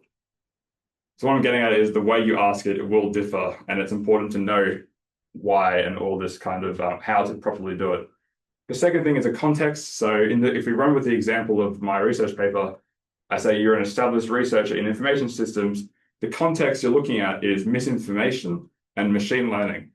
It's now going to be looking at machine learning and misinformation context from its training data within the role of professor in information systems. It's not going to really consider something like biological sciences or something like this, because I've told it what to look at. Finally, you give it the task, please analyze this research paper, and you want the output format. So I would only want to see your analysis of problem, methodology, and implications in a separate paragraph form. I don't want it in dot points. I don't want it in this.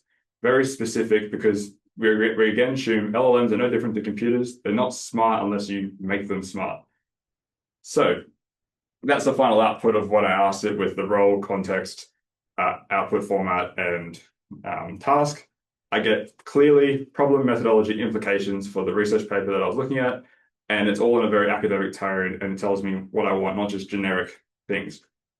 There was a question originally, I think, from Tracy about like context-specific embeddings, like sports or NRL sports questions. You would address those kind of, how do you get to those specific or more effective outputs by prompting them in the large language model sense of, you know, you're looking at NRL or National Rugby League Australia context. So then it's not going to be thinking NRL is a different acronym, because it won't know unless you tell it. And I think that should answer Tracy's question a little bit. The other thing I'm going to demo now is there was some responses to the survey online about, look, I use multilingual data in my research, and I translate it, and I'm never sure if the translation's proper, or if you do, you don't know how to effectively do this with LLM. And so the demo I'm going to show you is a simple thing where you have a simple research paper. It's in Japanese and it's in information systems. And I'm an Australian, so I don't speak Japanese. I would originally have just translated it with maybe large language model and then reviewed it and then looked at the analysis. But what I'm going to show you today is that you can have a bilingual review of a single paper and then use a bilingual LLM to give you a better understanding of what the differences were for the same task, but two different perspectives. And I'll do this now. I think they're pretty good. Okay. Yeah, all good. All right, so let me get this one up. Okay, so let me just run this so it starts running as I discussed. So obviously there's a bit of complex code here. We're bringing large language models to a coding environment, so it looks a bit different to your ChatGPT window. But so you don't have to fully understand this. All of the content here, especially in the setup, is purely just taken from OpenAI's documentation website. Also, you can just use ChatGPT to write this kind of this initial setup out. So I have a research paper that's in Japanese. I'm picking a model, which is ChatGPT 5. I read in the PDF using an available package for converting PDFs into text. It's a good one if you were to look at it in the future, PyMu PDF for LLM, and then a simple way to actually communicate to this LLM. Now, this is from OpenAI's documentation. It's just how they expect you to communicate with their system. What we do now is we start setting up this communication. So I have a persona for the Japanese information systems researcher, a persona for the Australian one. One's working in Brisbane, one's working in Tokyo, and I want them to respond in their own native languages. And then also a bilingual persona. So you're both Japanese and English, and you work in Australia. The task, if you were to take it from the Australian persona, you need to translate it first and then do the analysis. Or if you're looking at it from the Japanese perspective, you would just look at it from the original Japanese paper. So the task is give a short, detailed academic analysis, purpose, method, findings, limitations, and implications using the following paper. Paste it in. We run this specifically for the Japanese persona with the same task, as well as the Australian persona, but we translate it first. And then once those have done their own individual analysis, we pass it to the final bilingual LLM to say, look, what are the differences? The reason I'm asking for the differences is that I want to show you that there is differences.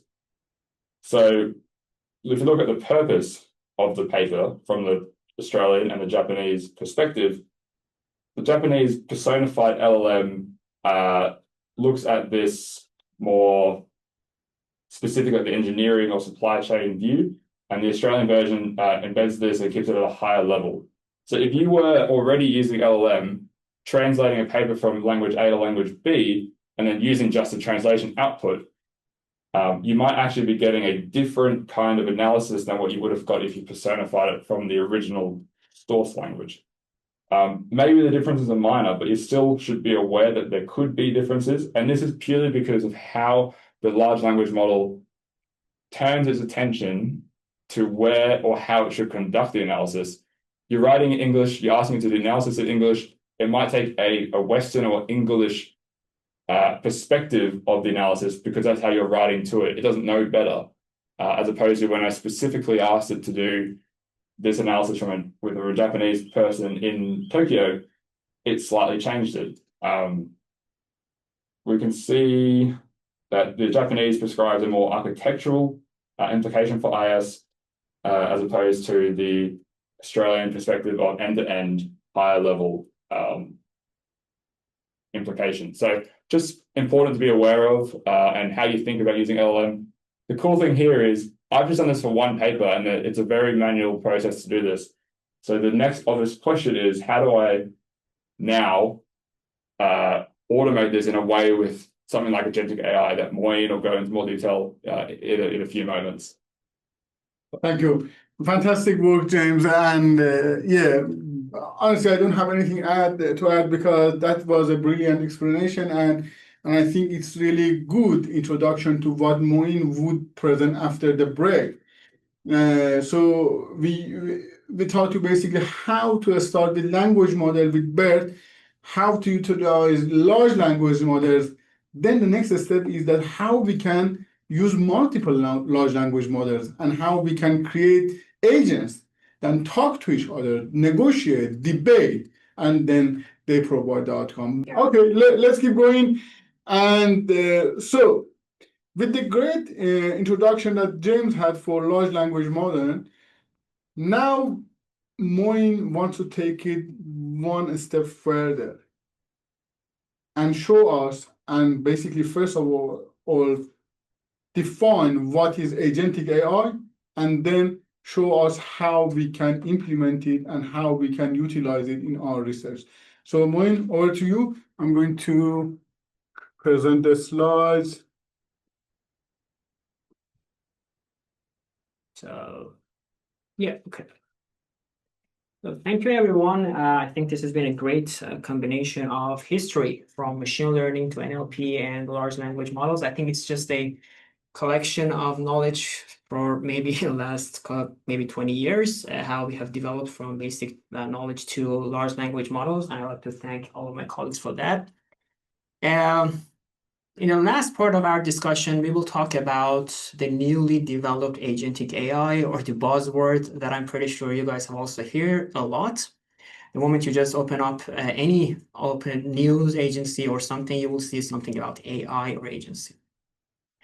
Even though James has talked about the GPT-4o and the development from the BERT model to the large language models, I would like to take a step a bit further back to year 2022, November 2022, where I think the whole game was changed. As you remember, the GPT 3.5 was introduced by then, and we were all just excited about having a big amount of knowledge in our pocket. In fact, does it work? Should work. Yep. So it was like having an Einstein in our pocket, and we were able to ask any type of question, and it was able to give it back to us. And we were all excited to use it. People were thinking about blackmailing with it, manipulating it, or use it for good. So different type of uses, and we are now seeing the consequences of using GPT 3.5 for, or what is going on with it. As a result of using these models, we became aware that, and I'm pretty sure you have seen this message, that as of my knowledge in April 2023, I know this. So this was a big problem because it was obvious that our Einstein was not able to see, hear, or sense. It was a big problem because it was not able to see the environment, it was not able to touch or access different things. In fact, the biggest problem in this era was not having access to the real-time web information or using tools. So this caused the model to frustrate. And as a result of frustration, these models are being convinced to just give back something to us. So on that time, when you asked ChatGPT, what is agentic AI? It would have just bring something out based on its previous knowledge. And if you've asked who is going to be the winner of Oscar 2026, it would have said something, but it was just hallucination. And hallucination is a big problem that we need to be aware of when we're using these sort of devices. Now, before jumping out to the definition of the agentic AI or AI agents, because in research we just put differences between these two terms, but so let's keep it this way. Before jumping there, I'd like to give you a very simple explanation or example for you to make a better understanding of what agentic AI is. Let's say you have received a notification from the business school from us that we're going to have a workshop. And you, as a human, have browsed your mobile device or your mailing tool, Outlook, and looked into this and then thought whether or not this workshop is going to be useful for you. Then you started to think, let's think whether or not I can just relate to this workshop. And then you use your other tools or softwares or your browsers to sign up for this. And then you remembered that over time, you will need to join this session, right? So this is us as human. And when we're talking about AI, and specifically about these models, the large language models, we are moving towards a term that we call artificial general intelligence, meaning that for developers or people like Sam Altman, who is the CEO of OpenAI, the ultimate goal is to move and develop AI tools towards a state that are just acting the same as us. So to resolve this problem, a new era was emerged in beginning of the 2025, which we call the agentic AI.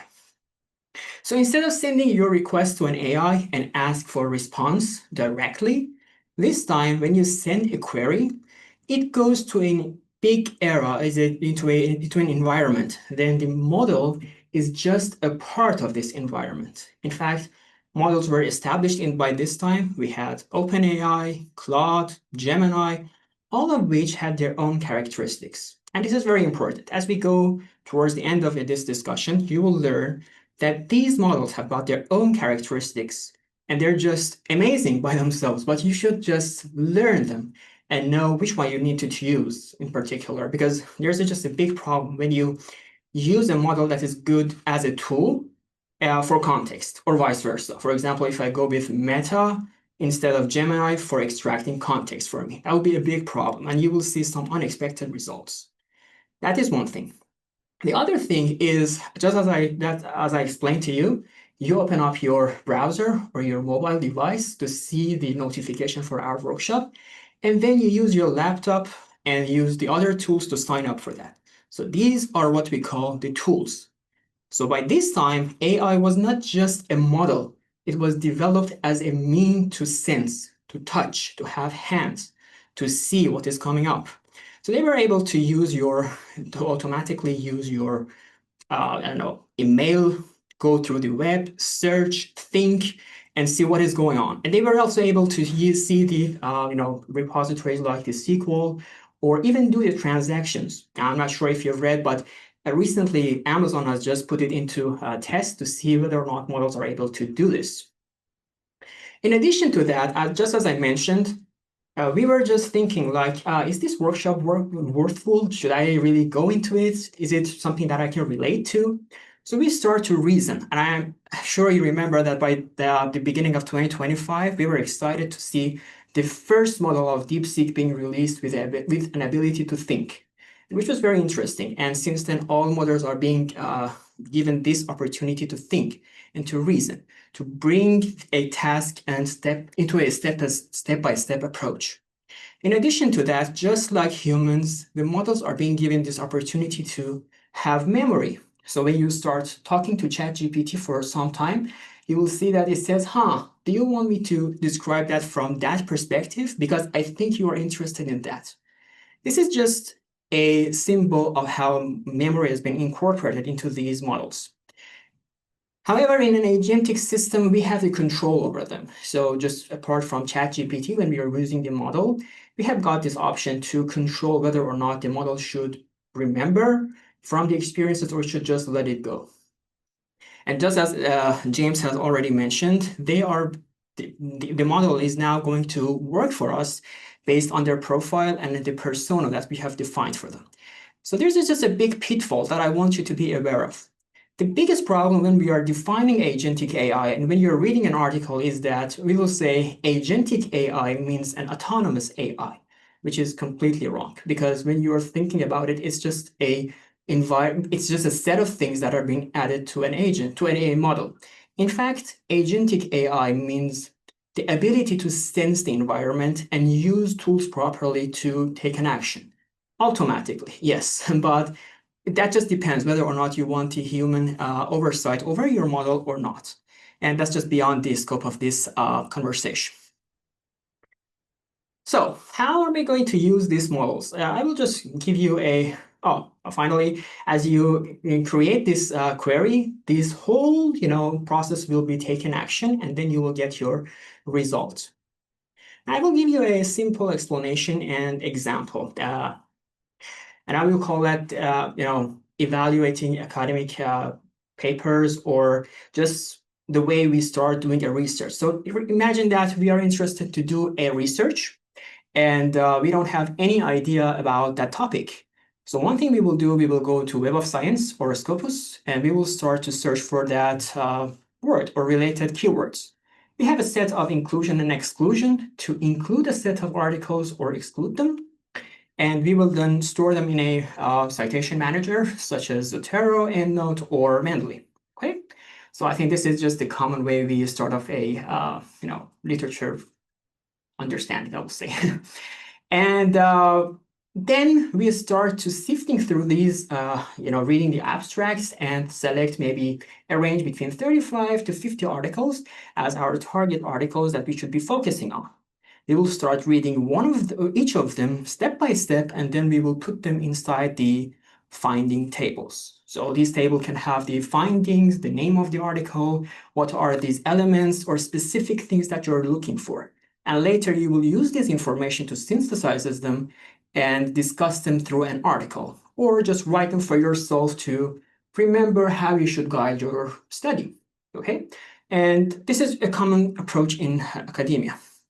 Now, let's see if we can bring agency into that, and let's see if we can do it in a different way. Well, first off, I'm not endorsing this as a substitution to authentic literature review. This is just for representation, for you to make a sense of what can be done, okay? So we do this first initial steps, but instead of just going through these articles one by one, we have a set of PDF files.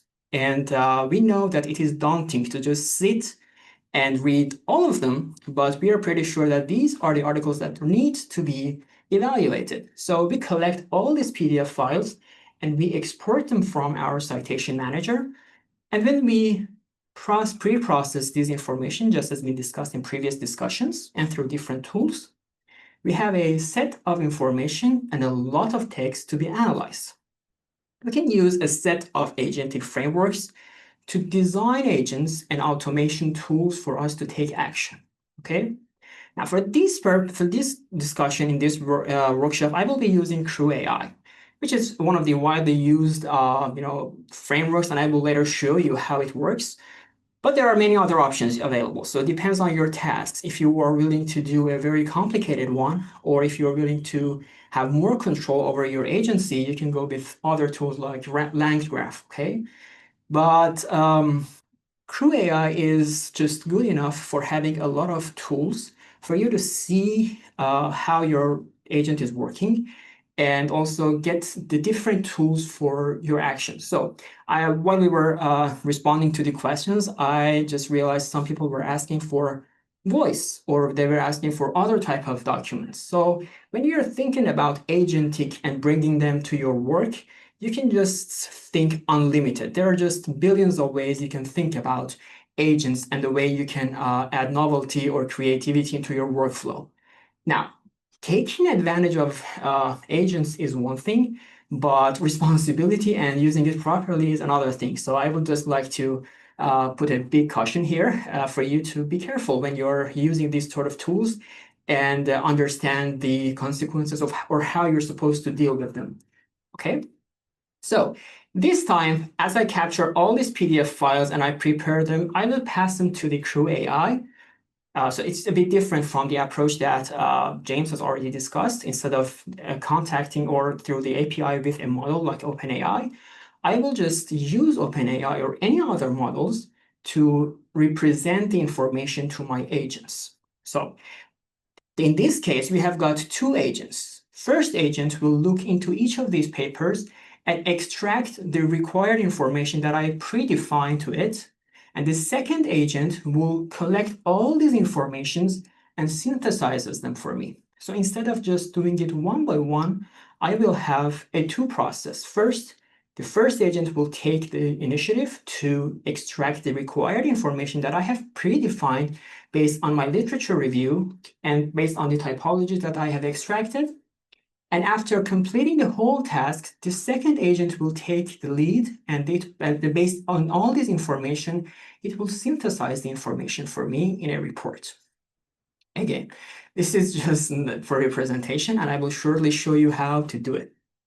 So can I please share your notes?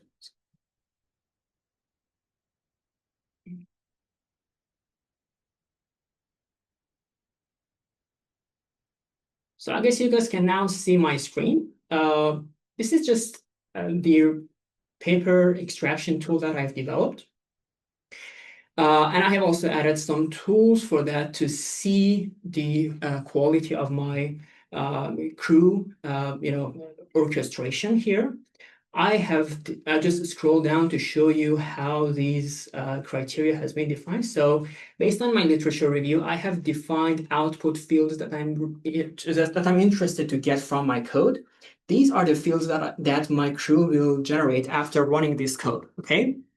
And below that, you will see the instruction about the two agents that have been developed. So just as James has already discussed, we have developed when we're dealing with agents, when we're dealing with large language models, we need to be aware that they have got, they just don't have any idea what we want.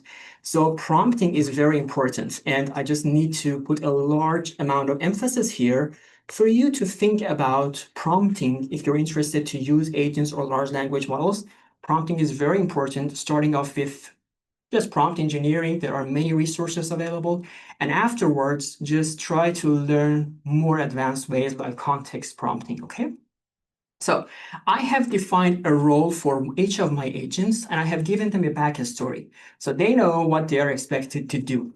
For the representation, I will just run a test paper for you to see how these Crew AI will work. So as you see, as I run this, the whole context of my text for one of these papers will be passed to the first agent, which is the research analyzer. The research analyzer will look into these contents, and based on the predefined outputs that I have stored here, it will start looking for this information. Now, what is the advantage of this approach? The advantage is that when I use this approach, the model is not allowed to hallucinate. So for example, if the model doesn't see the required information in my papers, it will say NA or I don't know. And that is the value of using models by API or guiding them through agency, because you can define and curb them to hallucinate, and you have got measures to stop them to make wrong answers. And as you see, the model is still running. And since this is just a test model, as soon as the first agent is done, it passes to the second agent. The second agent will look into the captured information from the first agent. So imagine it's 100 articles.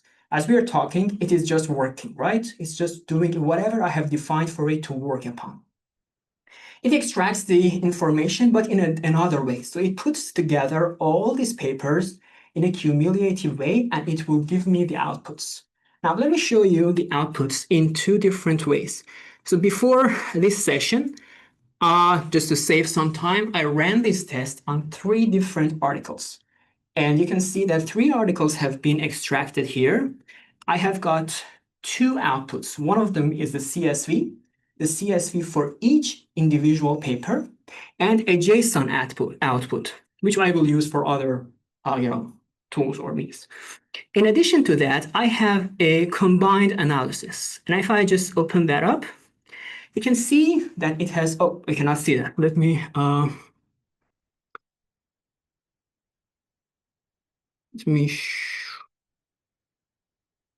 I hope you can now see the outputs. Now, the CSV file that has been extracted here is just a cumulative output of all these papers in a structured way. I have got all the required information, for example, agent names, their roles, and the models they have used. All of this information have been extracted in a very structured output, and I can use them further to do other things.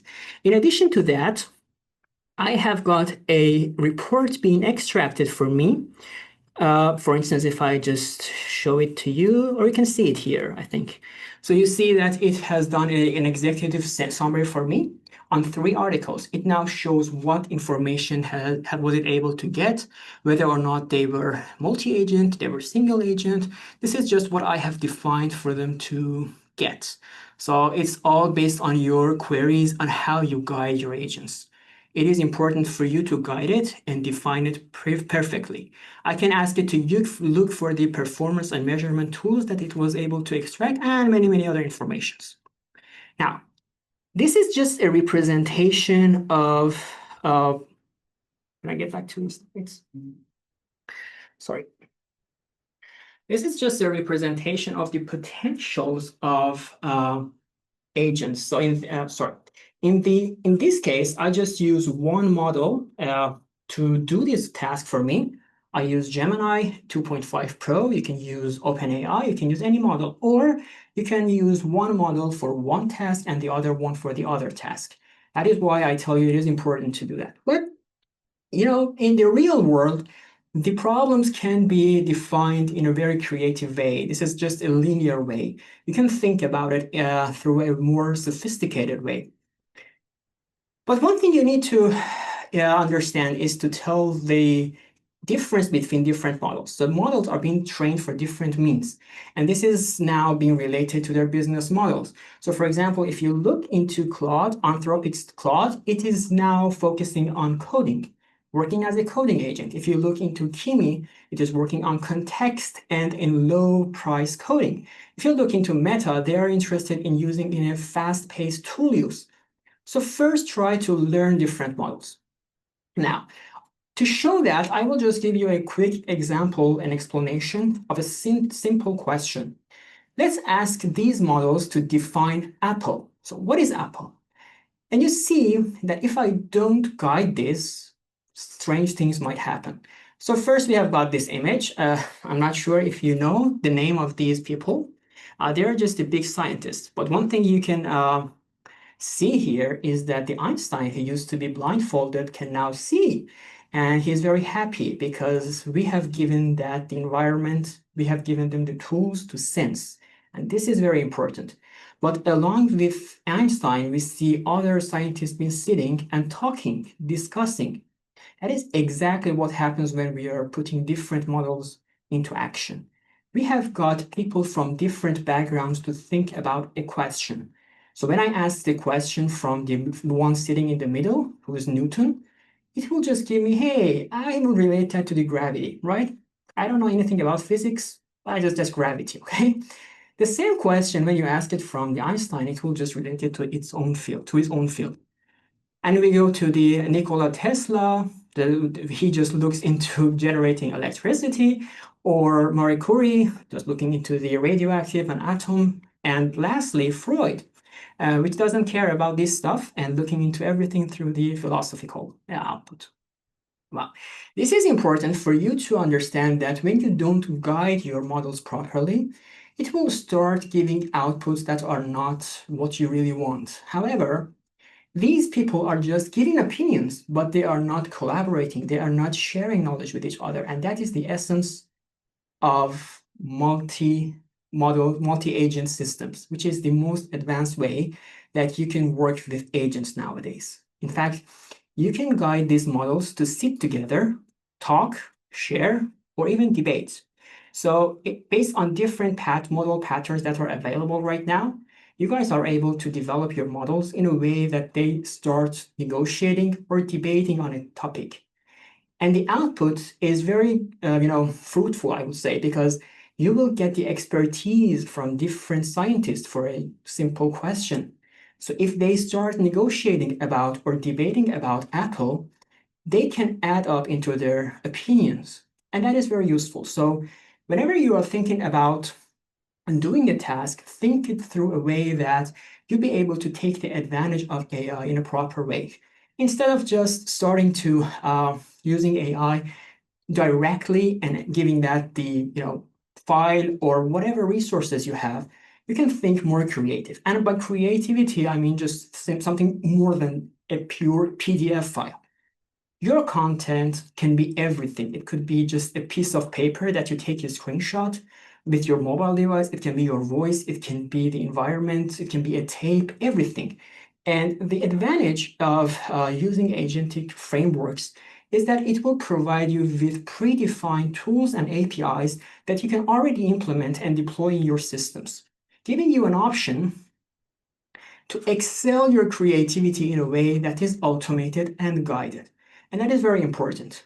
But just closing up my discussion, I need to put a huge emphasis here for you to be aware of first privacy issues and other issues that are associated with using AI, and more importantly, to never forget about the fundamentals. Okay, so we have talked about it, and don't be too obsessed with this hype. Yeah, agents are very cool. They can just add up and speed up your processes, but whatever my colleagues have talked right now is very important, and I think we should start building our agent skills step by step, from machine learning, understanding statistics, how large language models were actually built, and then put them into action. Otherwise, the probability for you to get very, faulty results is super high. And there's also one other thing that I want to mention. So whenever you get yourself familiar with these frameworks, I highly suggest you to open up their documents to see their potentials. For instance, I think Shruti is also here, my friend who is doing the text analysis in social media. You can have tools that go through different social media apps to browse them live, to see the posts, or even send comments based on your knowledge or based on the predefined things. You can use this to understand the conversation automatically. There's just a lot of things, and from the comments that I received, I just sense that people are using text for different means, and I'm pretty sure you have got text from different resources, from videos, audio, or whatever. And thankfully, you should think about how you can transform data in other forms into text as well, and then use the power of agency or multiple agents to work together and not only add up into your research quality, but into your work and your life, and to speed up your life a little bit more. So I hope you guys have an intuition of what can be done with these models. And with that, I will pass it to you, Maury. Thank you. Thank you. Fantastic. Great presentation, Moin, and thank you so much. Also, I want to thank you all. Before we end the session, and we will be here till 3 for any question you have. Before some of you leave, I'm going to invite everyone to come here, and I want to come, James, and I want you see the team for the last time, and I want to thank them. You're at home, but you can put your hand together for this fantastic team. See everyone to turn on the webcams for a screenshot together. We will be there. Yes, that would be great. A great suggestion from Moin. If you can turn on your camera and we have one photo, virtual photo together, that would be very nice. I have provided a form here. You can put your information in this form. Graduate School will send you another survey. This is not a survey. If you are interested to know about the updates, the next workshop that we have, you can fill this form. So if the workshop that we have is not going through the graduate school, we can let you know directly, but graduate school will send you a separate survey. If you want to participate, we appreciate to hear about your feedback and how we can improve it. But otherwise, please feel free to put your information here so that we can be in contact for the future workshop. We are planning to have a 2 or 3 days workshop in November to basically teach you how to implement all those concepts that we showed you. So if you are interested for that workshop, please fill this form and we will be in contact. If you would like to participate in this virtual photo, please turn on your camera and we will have the screenshot in a few seconds.